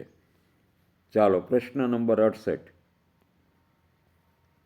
જંગલી પ્રાણીઓ માટેના સરકારી કાયદા મુજબ પ્રાણીઓ સાથે નીચેનામાંથી શું ન કરી શકાય? જંગલી પ્રાણીઓને પકડી પોતાની પાસે રાખી શકાય? ના મિત્રો, આવું ન કરી શકાય. તમે કોઈ સિંહને પણ તમારી પાસે ન રાખી શકો, વાઘને પણ ન રાખી શકો, હરણને પણ ન રાખી શકો, અથવા તો રીંછ હોય તો એને પણ ન રાખી શકો. કોઈ પણ જંગલી પ્રાણીઓને પકડી અને તમારી પાસે ન રાખી શકાય. આવું હતું જ્યારે પર્યાવરણ વિભાગના કાયદાઓ છે એ આટલા બધા કડક નહોતા ત્યારે માણસો રાખી શકતા, પણ હવે તો એટલા બધા એના કાયદા છે એ ટાઈટ થઈ ગયા છે કે આજથી 30-40 વર્ષ પહેલાં સર્કસો આવતા અને સર્કસોમાં તમે હાથીના, ઘોડાના કે સિંહના, વાઘના બધાના ખેલ જૂની પેઢીએ જોયેલા છે. આજ સર્કસો જોવા નથી મળતા. કેમ? તો કે ફોરેસ્ટનો જે 2007ના કાયદા પછી તો સદંતર મનાઈ થઈ ગઈ. મદારી છે એ સાપ પણ ન રાખી શકે, આટલી બધો કડક કાયદો છે. એટલે તમે પકડી અને પોતાની પાસે ન રાખી શકો. પ્રાણીઓનો ઉછેર કરી શકાય. પ્રાણીઓનો ઉછેર જંગલમાં કુદરતી રીતે થાય, તમારે નથી કરવાનો. પ્રાણીઓનું સંવર્ધન કરી શકાય. વ્યક્તિગત તમે કશું જ કરી શકતા નથી. સરકારશ્રી ફોરેસ્ટના કાયદા મુજબ એનું સંવર્ધન, એનો ઉછેર અને એની જંગલમાં જ એને રાખી શકાય. એટલે ત્રણેય વિધાનો મિત્રો છે એ ન કરી શકાય, ઉપરના તમામ. પ્રશ્ન નંબર 69. પર્વતારોહણ કરતા સમયે કેવો ખોરાક ખાવો જોઈએ? તમારે એમાં છે એ વિટામિન સી અને લોહ તત્વની ગોળી છે, કારણ કે હવા છે એ પાતળી થઈ જાય એટલે ગરમ ચોકલેટી દૂધ આવો ખોરાક છે એ મિત્રો ખાવો જોઈએ. પ્રશ્ન નંબર 70. નીચેની કઈ વિશેષતા બિનને લાગુ પડતી નથી? આ પ્રશ્ન છે એ આ નથી આવ્યો, આપણે નવેસરથી જ જોઈશું. નીચેની કઈ વિશેષતા બીન એટલે જે મદારી મોરલી વગાડે ને એને આપણે બીન કહેશું. મને બનાવવા માટે સૂકવેલ દૂધીનો ઉપયોગ થાય છે. તો આમાં 3 વિધાનો છે ને મિત્રો, કાં સાચા હશે ને કાં ખોટા હશે. એક છે એ લાગુ નહીં પડતી હોય. મારો ઉપયોગ મદારી કરે છે, સાચું. હું સંગીતનું સાધન છે, ખરું. મને બનાવવા ચામડાનો ઉપયોગ, બીન છે ને એ મિત્રો સૂકવેલ દૂધીમાંથી બને, ચામડાના ઉપયોગથી ન બને. એટલે ડી છે ને એ વિધાન છે એ લાગુ પડતી નથી, એટલે ડી જવાબ આવશે. સ્ટેચ્યુ ઓફ યુનિટી જોવા માટે તમારે કયા જિલ્લામાં જવું પડશે? તો નર્મદા જિલ્લો, રાજપીપળા, કેવડિયા કોલોનીની બાજુમાં, સરદાર સરોવરની બાજુમાં છે એ સ્ટેચ્યુ ઓફ યુનિટી બનાવવામાં આવી છે, એટલે એને નર્મદા જિલ્લો લાગુ પડશે. રમેશના પિતા જે ફેક્ટરીમાં કામ કરતા હતા તે બંધ થઈ જતાં તેઓ અન્ય શહેરમાં રોજગારી મેળવવા માટે પરિવારના સભ્યો વિના જાય છે. આ ખાસ માર્કિંગ કરજો. પરિવારના સભ્યો વિના જાય છે, પરિવારને ત્યાં ઘરે રહેવા દેશે. એની ફેક્ટરી બંધ થઈ ગઈ છે એટલે એકલા જાય છે. તો રમેશના પરિવાર પર શું અસરો થઈ શકે? તો પહેલી વાત તો રમેશનો પરિવાર વિખૂટો પડી જશે, કારણ કે રમેશના પપ્પા બહાર વયા જાય, એનો પરિવાર અહીંયા રહે, કારણ કે સભ્યો વિના જાય છે. એટલે આ છે એની અસર પહેલી થાય, તે પરિવાર છે એ વિખૂટો પડી જશે. રમેશને શાળા બદલવી પડશે. જો એના પપ્પા જ એકલા જાય છે, સભ્યો વિના જાય છે, એટલે એની શાળા બદલવી પડતી નથી. રમેશના પરિવારના સભ્યો ખુશ થઈ છે, આવું પણ ન બને મિત્રો. જનની જન્મભૂમિસ્વ સ્વર્ગાદપી ગર્યસે એમ કીધું છે. લક્ષ્મણને રામે એમ પૂછ્યું કે ભાઈ હવે તો આપણે રાવણને મારી નાખ્યો, એટલે તું છે લંકામાં રોકાઈ જા, હું અયોધ્યા પરત ફરું છું. ત્યારે લક્ષ્મણનો જવાબ છે કે સુવર્ણમયી લંકા નમે રોચતે ભારત જનની જન્મભૂમિશ્વ સ્વર્ગાદપી ગરીયસે. કોઈને પોતાની જન્મભૂમિ માતૃભૂમિ છે એ છોડવી ન ગમતી હોય, કારણ કે એના પ્રત્યે કુદરતી રીતે લગાવ હોય છે. હા, કોઈ મજબૂરી વશ છોડવી પડે, ફેક્ટરી બંધ થઈ ગઈ છે, કામ નથી મળતું તો છોડવી પડે છે, પણ એનાથી તમને ખુશી ન થાય, જવું પડે. આજના યુગમાં છે એ આજીવિકા કમાવવું જરૂરી હોય એટલે જવું પડે, એટલે ખુશ નહીં થાય, એટલે આ ખોટું થશે.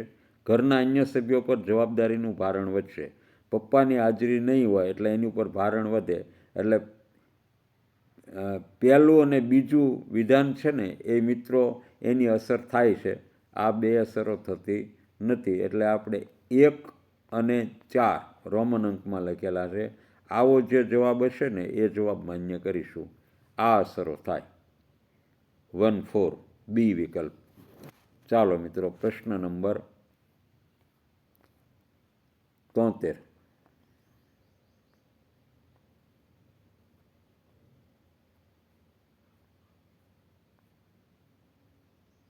જંગલના પ્રાણીઓ નીચેનામાંથી કઈ બાબતનો સંદેશો ચેતવણી સંકેત દ્વારા આપે છે? જમીન કે હવા દ્વારા આવતા દુશ્મનથી સાવધાન કરવા. અમુક પ્રાણીઓ છે ને એ ખાસ જમીન ઉપરથી આવે કોઈ પ્રાણી દોડતું દોડતું અને એનો શિકાર કરી જાય, અથવા તો આકાશમાંથી કોઈ ઉડતું ઉડતું આવે ને એનો શિકાર કરી જાય. તો આ બંને દુશ્મનોથી સાવધાન કરવા માટે છે એના અવાજો છે એ પશુ પક્ષીઓ બંને કાઢે છે. હિંસક પ્રાણીના ભયથી સાવધાન કરવા, વન વિભાગના કર્મચારીઓની જાણ કરવા માટે. એના માટે હજી કોઈ, કારણ કે આ વનના કાયદાઓ અને આ ટૂંક સમયમાં જ આવ્યું. જ્યારે સૃષ્ટિ બંધાણી ત્યારથી આ પ્રાણીઓ છે એ વનમાં રહેતા હોય છે, એટલે આ ત્રીજી બાબત છે એ લાગુ પડતી નથી. કઈ બાબતનો સંદેશો ચેતવણી આપે છે? તો માત્ર 1 અને 2 રોમન અંક. બી જવાબ છે 1 અને 2. ચાલો મિત્રો, પ્રશ્ન નંબર 74. તમારા મિત્રને મેલેરિયાનો રોગ થયો છે. તમારા મતે તેનું અથવા તો તેના કારણો ક્યાં હોઈ શકે? તો એક તો પાણીના ટાંકીમાં છે એ પોરા દેખાવા, બરાબર, એ કારણ હોઈ શકે. ખાબોશિયામાં પાણી ભરાયું હોય તો કેરોસીનનો છંટકાવ.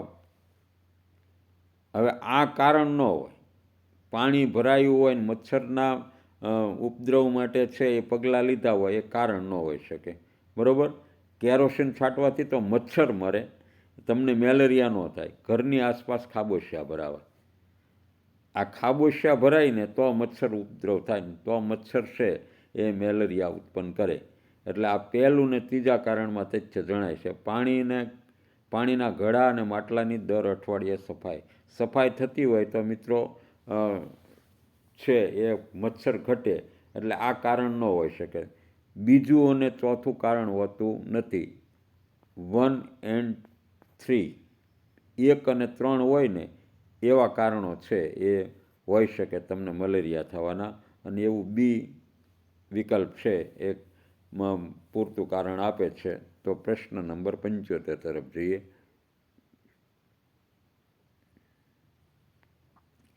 કોઈ નાનું બાળક ભૂખથી રડી રહ્યું છે. ગરમ દૂધને ઝડપથી ઠંડુ કરવા માટે તમે તેની માતાને નીચેનામાંથી કયો ઉપાય સૂચવશો?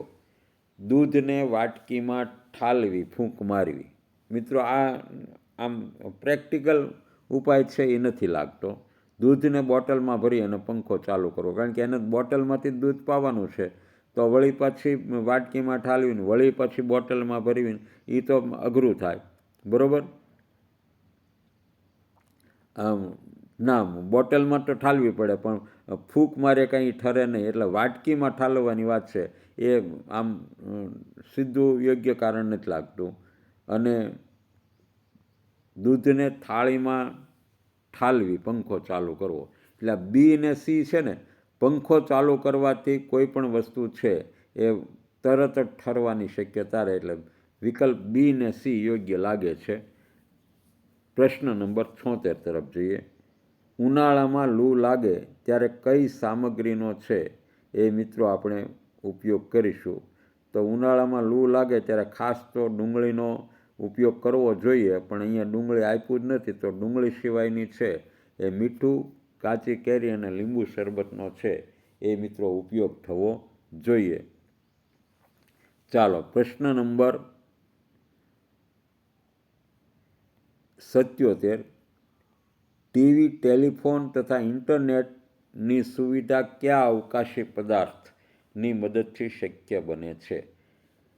સૂર્યને લીધે, કૃત્રિમ ઉપગ્રહને લીધે, ચંદ્રને લીધે કે પૃથ્વીને લીધે? મિત્રો, આકાશમાં જે આપણે સેટેલાઇટ તરતા મૂક્યા છે, કૃત્રિમ ઉપગ્રહો તરતા મૂક્યા છે, ત્યાં ત્રણે માટે છે, ત્રણેયની સુવિધા ઉપલબ્ધ કરાવવામાં છે એ ખાસ ફાળો આપે છે. બી જવાબ આવશે. પ્રશ્ન નંબર 78. નીચેનામાંથી કઈ વનસ્પતિના વિકાસ માટે તેમને ટેકો આપવો પડતો નથી? વાલોળ હોય એને તમારે છે એ ટેકો આપવો પડે, કારણ કે વાલોળ બે પ્રકારની આવે. વેલાવાળી આવે તો એને ટેકો આપવો પડે. કારેલા છે એ વેલાવાળા જ આવે એટલે એને ટેકો આપવો પડે. આંબો છે એને ટેકો આપવો પડતો નથી.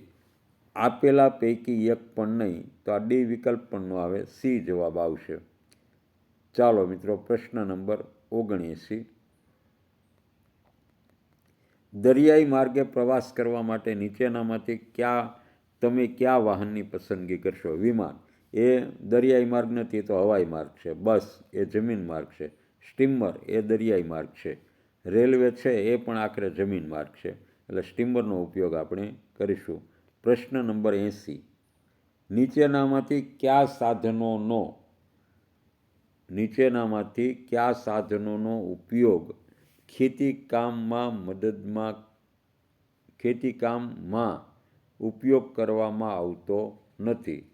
હવે આમ પહેલી નજરે જુઓ તો ત્રિકમની જરૂર પડે, પાવડાની જરૂર પડે, હળની જરૂર પડે અને ટ્રેક્ટરની ટ્રોલીની જરૂર પડે, બરાબર?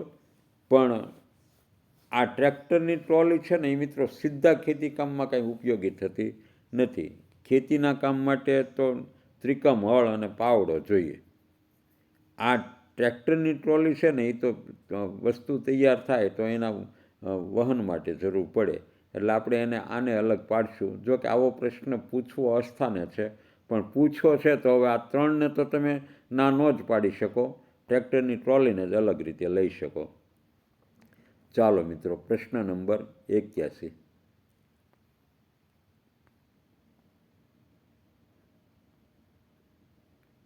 તરસ્યા માણસને પાણી ન મળે તો તેનું મૃત્યુ થઈ શકે છે. આ વાક્યમાં જો અહીંયા પર્યાવરણ પૂરું થઈ જાય છે, ગુજરાતી આવે છે, પાણી ન મળે તો તેનું મૃત્યુ થઈ શકે છે. આ વાક્યમાં પાણીની જગ્યાએ બીજો કયો યોગ્ય શબ્દ મૂકી શકાય? આ પર્યાવરણની વાત નથી, અહીંયા આવી ગઈ છે ભાષા, એટલે હવે તમારે ભાષામાં છે એ ભાષાની દૃષ્ટિએ, સાહિત્યની દૃષ્ટિએ જ વાત કરવાની રહે. એટલે તરસ્યા માણસને પાણી ન મળે તો પાણીનો સમાનાર્થી થાય છે જળ. જળ ન મળે તો તેનું મૃત્યુ થઈ શકે. તમે પર્યાવરણની રાહે રહો તો એમ હોય છે કે આમાં ખોરાક છે એ હવાનો ક્યાંક લખ્યું છે, પણ 81થી પ્રશ્નો બદલી જાય. 61થી 80 છે એ પર્યાવરણના પ્રશ્નો છે, આ ગુજરાતીના પ્રશ્નો આવી ગયા. ચાલો, પ્રશ્ન નંબર 82. ચોર પગલે ઘરની બહાર નીકળી જવું એટલે? ચોર પગલે ઘરની બહાર નીકળી જવું એટલે? તો એનો મતલબ શું થાય? પગલાં પાડીને બહાર નીકળી જવું એમ? આ ન થાય. ચોરની પાછળ બહાર નીકળવું એ પણ ન થાય.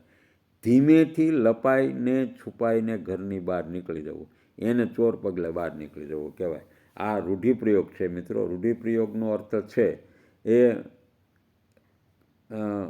એનો ભાવાર્થ પકડવાનો છે. ચોર બનીને ઘરની બહાર નીકળી જવું.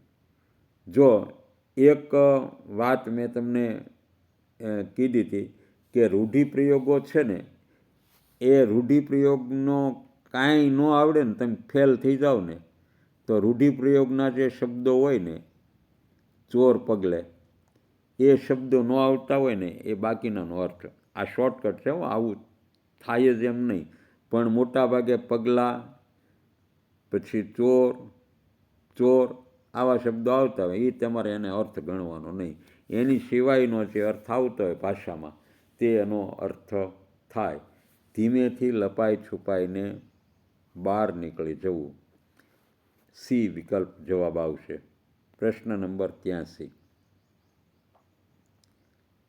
અમે શાળામાં રજા હોય તે દિવસ સિવાય ખાલી જગ્યા શાળામાં જઈએ છીએ. મહિને કોઈ વાર રજામાં કે નિયમિત જવું પડે મિત્રો. નિયમિત શાળામાં જઈએ છીએ. 84. નીચેનામાંથી કયું વાક્ય સાચું છે? ભણવું હોય તો શાળામાં જવું પડે. આ મિત્રો સાચું છે.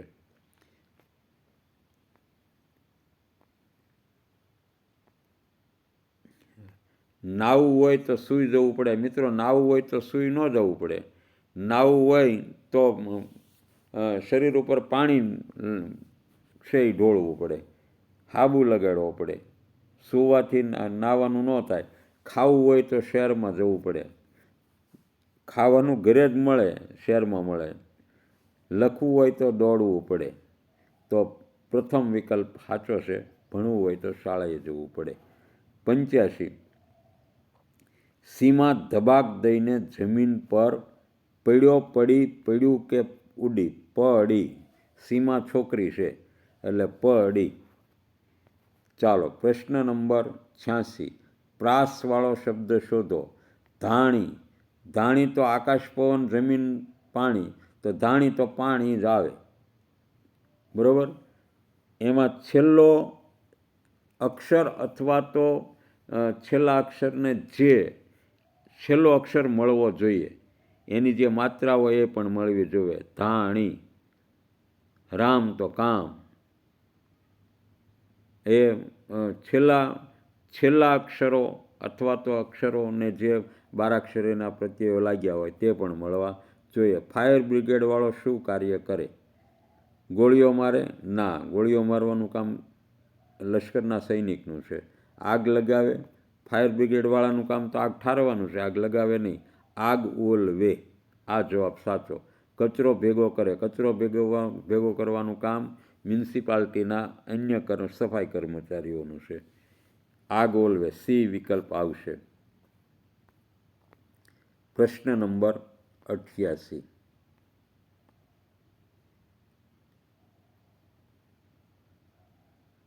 વરસાદ આવશે ત્યારે વિદ્યાર્થીઓ ભણવા બેસશે, ખેડૂત પાકની લણણી કરશે, બાળકો શાંત થઈ જશે, ખેડૂત પાકની વાવણી કરશે. વરસાદ આવે ને એટલે મિત્રો ખેડૂત પાકની વાવણી કરે. નીચેના શબ્દમાં અક્ષરની ફેરબદલ કરવાથી કયો સાચો શબ્દ બનશે? બરસાતીમ. આપણે ગુજરાતીમાં જ આવી ગયેલો શબ્દ છે એટલે તમને ખબર પડી જવી જોઈએ કે આના ઉપરથી સાબરમતી થાય છે. ચાલો પ્રશ્ન નંબર 90. નવા આવ્યા વાળ પહેલવાનને. એમાં સાચું વાક્ય છે એ વાક્ય સાચું બને એ પ્રમાણે પદ ગોઠવવાના છે. નવા 1, આવ્યા 2, 3 વાળ અને 4 પહેલવાન. ને આમાં કરતા છે ને એ મિત્રો પહેલવાન છે એટલે આપણે કરતાને પહેલાં લેવો પડે. પહેલવાનને. પહેલવાનને નવા વાળ આવ્યા. ક્રિયાપદ આવ્યા છે એટલે એ છેલ્લે આવે. તો પહેલવાનને એ 4 થાય. શું થાય? 4. નવા એટલે 1, 4, 1 વાળ એટલે 3 અને આવ્યા એટલે 2. 4, 1, 3, 2. 4, 1, 3, 2 આવો વિકલ્પ મિત્રો ડી છે. એટલે પ્રશ્ન 90માં ડી જવાબ સ્વીકારી અને આપણે જઈએ છીએ પ્રશ્ન નંબર 91 તરફ. 91થી 95 પ્રશ્નોના જવાબ છે એ મિત્રો ફકરાને આધારે દેવાના છે. તો નીચેના ફકરા પરથી પ્રશ્નોના જવાબ આપો. તો આપણે પહેલાં તો ફકરો વાંચીશું. ઉનાળામાં સખત ગરમી પડે છે. ગરમીથી રાહત મેળવવા લોકો સુતરાઉ કપડાં પહેરે છે. ઉનાળાના બપોરે ખૂબ જ ગરમી પડતી હોય, રસ્તા પર લોકોની અવર જવર ખૂબ જ ઓછી થઈ જાય છે. લોકો ઘરમાં પંખા ચાલુ કરીને આરામ કરે છે. આ સમયમાં લોકો ઠંડા પીણા અને આઈસ્ક્રીમનો ઉપયોગ કરે છે. પશુઓ ઝાડ નીચે અને પંખીઓ વૃક્ષોની ઉપર છાંયડામાં બેસી અને ગરમીથી પોતાનું રક્ષણ મેળવે છે. તો ઉનાળામાં લોકોની અવરજવર ઓછી થઈ જાય છે. શું કારણ? તો કે ગરમી સખત હોય, એટલે ત્રીજો વિકલ્પ સાચો. પ્રશ્ન નંબર 92. સુતરાઉ કપડાં લોકો પહેરે છે. શોખ માટે? ના, શોખ માટે ન હોય. ઠંડીથી બચવા? ના, ઉનાળામાં ગરમી હોય મિત્રો, ત્યારે ફકરો જ ઉનાળાનો છે. પલળવા માટે? ના, ગરમીથી બચવા આ યોગ્ય કારણ છે. આ ફકરામાં અંગ્રેજી શબ્દ વપરાયો છે: પંખો, રાહત, આઈસ્ક્રીમ અને સુતરાઉ. તો એમાં આઈસ્ક્રીમ શબ્દ છે એ મિત્રો અંગ્રેજી છે. પ્રશ્ન નંબર 94. ફકરામાં વૃક્ષનો સમાન અર્થ ધરાવતો કયો શબ્દ છે? તો તે મિત્રો ઝાડ વપરાયો છે. ફકરામાં બચાવ કરવા માટેનો પ્રથમ અર્થ ધરાવતો કયો શબ્દ વપરાયો છે? બચાવ. બચાવ એટલે મિત્રો રાહત, આરામ, રક્ષણ કે અવરજવર, તો રાહત થાય, ગરમીથી રાહત મેળવવા. ચાલો, અહીંયા ફકરા આધારિત પ્રશ્નો પૂરા થયા. હવે પ્રશ્ન નંબર 96 તરફ જોઈએ. હું મોટો થઈશ ત્યારે ઊંચો થઈશ. આ વાક્ય માટે નીચેનામાંથી શું યોગ્ય લાગશે? પછી, હાલ, પહેલાં કે હમણાં? હું મોટો થઈશ, આવું કોઈ પણ બાળક હાલ બોલે ને તો થાય, પછી બોલે તો નહીં. પછીથી મોટો થઈ ગયો હોય એટલે હાલ અથવા તો હમણાં એવો જ અર્થ થાય. પહેલાંય નહીં, હમણાંય નહીં. બરાબર? હાલ. હાલ યોગ્ય. શું યોગ્ય લાગે છે? પ્રશ્ન નંબર 97. પરેશ રખડતો હતો. ખાલી જગ્યા પરીક્ષામાં નાપાસ થયો. આમાં સીધું તેથી દેખાય, મને તો તેથી જવાબ લાગે છે. અને ન આવે, કારણ કે પણ ન આવે, પરંતુ પણ ન આવે. રખડતો હતો તેથી નાપાસ થયો. પ્રશ્ન નંબર 98. ગઈકાલે કોમલ છે એ અને કિંજલ શહેરમાં જશે. તો એ ગઈકાલે ન આવે, તો એમાં આવતીકાલે હોવું જોઈએ જશે. તો ગઈકાલે એટલે આ તો ભૂતકાળની વાત છે. બરાબર? ગયા, આવશે, આવે છે. ગઈકાલે કોમલ અને કિંજલ શહેરમાં ગયા એવો અર્થ થાય.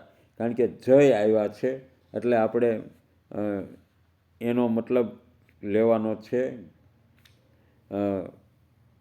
ગયા, ગઈકાલની વાત છે. પ્રશ્ન નંબર 99. નીચે આપેલા શબ્દમાંથી કયો શબ્દ અલગ પડે છે? ધીંગામસ્તી, ધમાચકડી, તોફાન અને આ ગંભીર અલગ પડે છે. પ્રશ્ન નંબર 100. મહેમાન આવવાના છે તેથી આપણે તેમની વાટ જોવી જોઈએ. અહીં વાટ એટલે વાડ, ગુમરા, પ્રતીક્ષા કે દિવેટ? તો પ્રતીક્ષા થાય મિત્રો. ચાલો, પ્રશ્ન નંબર 101. અહીંયા ગુજરાતીના પ્રશ્નો પૂરા થાય છે, અંગ્રેજી ચાલુ થાય છે. વી સ્પેસ રંગોલી ઓન દિવાળી. અમે દિવાળી ઉપર રંગોળી બનાવશું, એટલે મેક. દિવાળી ઉપર રંગોળી છે એ મિત્રો બનાવવાની વાત કરે છે. મેક રંગોલી. ચાલો, પ્રશ્ન નંબર 102.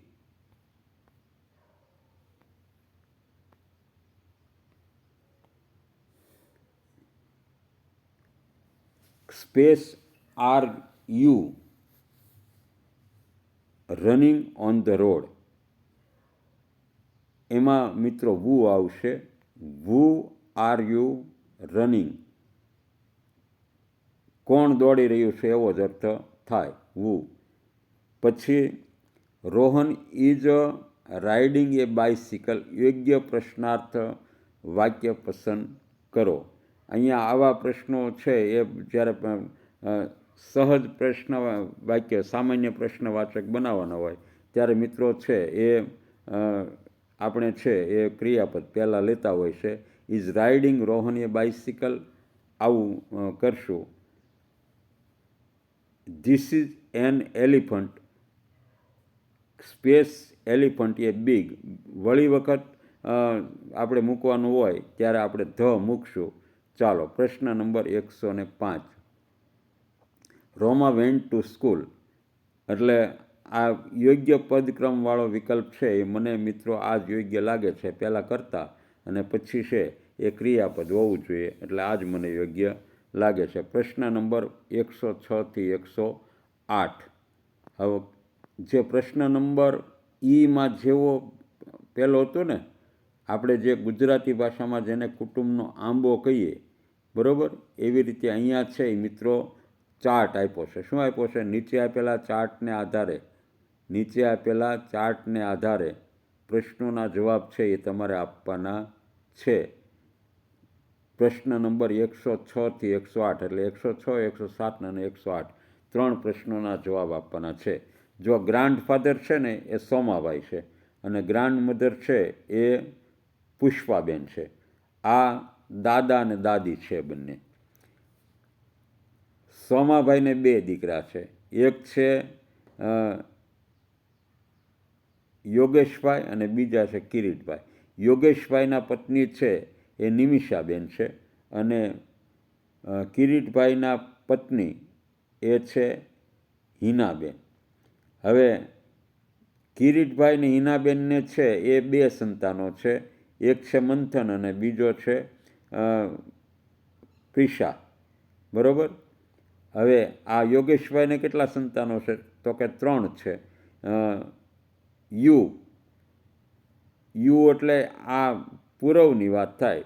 આનો કરતા છે એ આખા ચાર્ટમાં આપણે પોતે, યુ એટલે તમે, એ પૂરવ છે. એની બેન છે નેહા છે અને બ્રધર છે એ વ્યોમ છે. કોણ છે? વ્યોમ. આટલું કુટુંબ છે. પૂરવના પપ્પાનું નામ શું છે? તો કે પપ્પાનું નામ છે યોગેશભાઈ. કાકાનું નામ શું છે? તો કે કાકાનું નામ છે કિરીટભાઈ. કાકીનું નામ શું છે? તો કે હિનાબેન. મમ્મીનું નામ શું છે? તો કે નિમિષાબેન. દાદાનું નામ શું છે ગ્રાન્ડફાધર? તો કે સોમાભાઈ. દાદીનું નામ ગ્રાન્ડમધરનું નામ તો કે પુષ્પાબેન. હવે આને આધારે છે આપણે પ્રશ્નોના જવાબ આપવાના છે.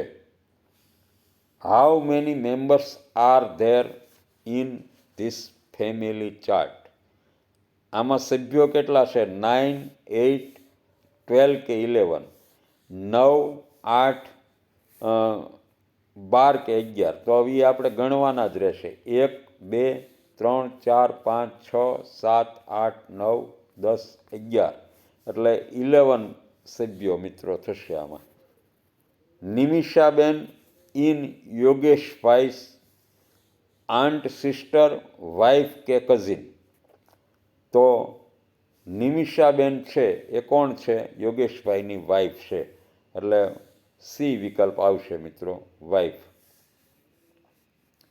પ્રશ્ન નંબર, જો આ પાનું આપણે બદલીએ છીએ એટલે ચાર્ટ યાદ રાખજો. પૂરવ્સ અંકલ નેમ ઇઝ, પૂરવના અંકલનું નામ શું હતું? કોને યાદ રહ્યું મિત્રો? મંથન, એ તો કાકાનો દીકરો હતો. વ્યોમ એનો ભાઈ છે. સોમાભાઈ ગ્રાન્ડફાધર છે. કિરીટભાઈ છે એ એના કાકા છે. ચાલો પ્રશ્ન નંબર 109. યહ ખિલોના રાજેશ કા હૈ? એ આવશે. સમાનાર્થી શબ્દો કી સહી જોડ પહેચાનિए. 3 જોડકા છે એ મિત્રો ખોટા છે સાચી જોડ સીધી કહી દઉં તો મંજિલ એટલે લક્ષ્ય થાય. પ્રશ્ન નંબર 111. रिक्त स्थान खेलना अच्छा लगता है, तो सीधो जवाब लखी नाखिए मुझे खेलना अच्छा लगता है. प्रश्न 112. समानार्थी समानार्थी शब्दों की सही जोड़ पहचानिए, तो शायद कदाचित आ छे ए मित्रों समानार्थी शब्दनी जोड़ बने छे ए विकल्प. प्रश्न नंबर 113. शब्दकोश का सही क्रम पहचानिए. जड़ जप जल अने जन, तो जड़ बधामां ज छे बराबर, छेल्ले छे ल आवशे कारण के ड पछी प आवे, प पछी न आवे, न पछी ल आवे, तो पहला जड़ पछी जन अने पछी जप अने पछी जल, आवो सी विकल्प है ए मित्रों योग्य है. चालो प्रश्न नंबर 114. यह मार्ग मेरे लिए सुरक्षित है. आ मित्रों पदयात्री क्रॉसिंग आनु संकेत है ए बतावे छे. चालो प्रश्न नंबर 115.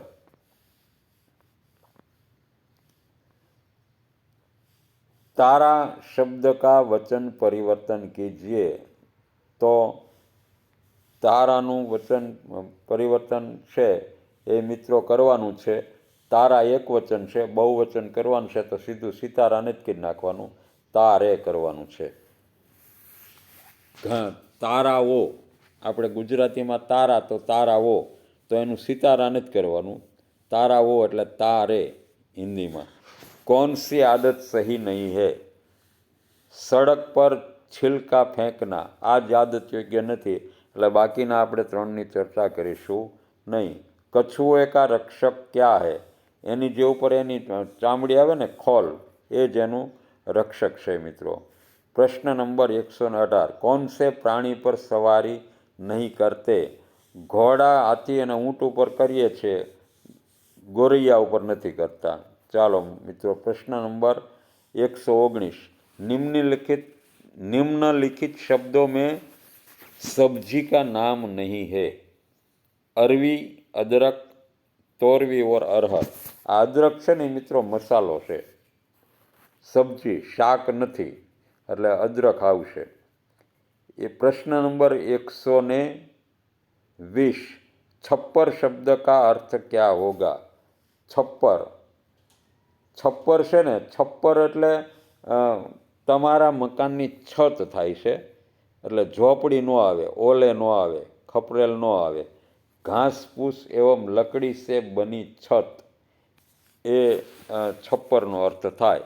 કારણ કે અહીંયા છપ્પર છે એટલે કોઈ ધાબાવાળું મકાન નથી, પાકું મકાન નથી, ખાલી છપ્પર છે એટલે એ ઘાસ ને લાકડાથી બનેલી છત, એને આપણે છપ્પર કહેશું. સરસ મિત્રો. હવે આજે છે એ તારીખ 21. આવતીકાલે મિત્રો 22 સપ્ટેમ્બર CETની પરીક્ષા છે, એટલે ટૂંક સમય માટે છે એ વિરામ લઈશું. સૌ પ્રથમ તો મારો વિડીયો આખો આપે નિહાળ્યો તે બદલ આપનો ખૂબ ખૂબ આભાર. આ ચેનલ બનાવવાનો મુખ્ય હેતુ મિત્રો કોઈ પણ વિદ્યાર્થી છે એ નવોદય માટે તૈયાર થઈ શકે એ છે. CETની વચ્ચે પરીક્ષા આવતી હતી એટલે આપણે જ્ઞાન સાધનાની તો તૈયારી ન કરી શક્યા, આવતા વર્ષે જોઈશું. ખાસ કરીને નવોદય માટે બનાવેલી છે. કમાવા માટે કોઈ યુટ્યુબ ચેનલ છે નહીં, યુટ્યુબમાંથી એવી રીતે કમાણી થતી પણ નથી હોતી, એટલે ભ્રાંત માન્યતાઓ અને ભ્રમણાઓમાંથી બહાર નીકળી મેઇન મારી પાછળ જે થોડું ઘણું નોલેજ છે અને ફ્રી સમય છે, એટલે વિદ્યાર્થીઓને નવોદયમાં ગણિત, ગુજરાતી અને આકૃતિમાં એક્સપર્ટાઇઝ એની આવે એટલે ટૂંક સમયમાં એ છે એના વિડીયો છે એ શરૂ કરી રહ્યો છું. મિત્રો નવોદયનું ગણિત સમજવા માટે ધોરણ 5, 6, 7 અને 8નું ગણિત અને એમાંય ખાસ કરીને અંકગણિત છે એ મજબૂત કરવું પડે. અંકગણિત છે ને એ ગણિતનો પાયો છે. અંકગણિત આવડશે તો જ પાછું બીજગણિત કે ભૂમિતિ આવડશે. કારણ કે એમાંય તમારે છે એ અંકગણિતને બીજગણિતમાં તે બીજગણિતમાં તમારે લસાન ગુસા લેવાનો આવશે, બરાબર, અને ભૂમિતિમાં છે એ સંખ્યાત્મક બાબતો આવશે. એટલે બેય ગણિત શીખવા માટે એનો પાયો છે એ મિત્રો અંકગણિત છે. અને આ અંકગણિત એવી વસ્તુ છે કે તમે પાયામાંથી શીખી હશે ને તો જ્યારે નોકરી પર લાગવા જશો ત્યારે સ્પર્ધાત્મક પરીક્ષાઓમાં પણ કામ આવશે. એટલે ટૂંક સમયમાં મારો મનગમતો વિષય રવાર નવોદયનું ગણિત ગુજરાતી અને આકૃતિઓ, આના વિડીયો છે એ શરૂ કરી રહ્યો છું. થોડા દિવસ છે એ વિડીયો ન પણ આવે તો મિત્રો છૂટા પડીએ છીએ. જય હિન્દ, જય ભારત. મારી યુટ્યુબ ચેનલના જે લોકોએ વિડીયા જોયા છે અને કાલે CETની પરીક્ષા છે એ દેવા જઈ રહ્યા છે તો તેમને પહેલાં પ્રથમ તો બેસ્ટ ઓફ લક છે એ કહું છું કે કાલે પરીક્ષા આપો અને સારા માર્કે છે એ ઉત્તીર્ણ થાવ એવી આપને મંગળ શુભકામનાઓ. ફરી મળશું મિત્રો. જય હિન્દ, આવજો, મળતા રહેશું. અસ્તુ. ભારત માતા કી જય.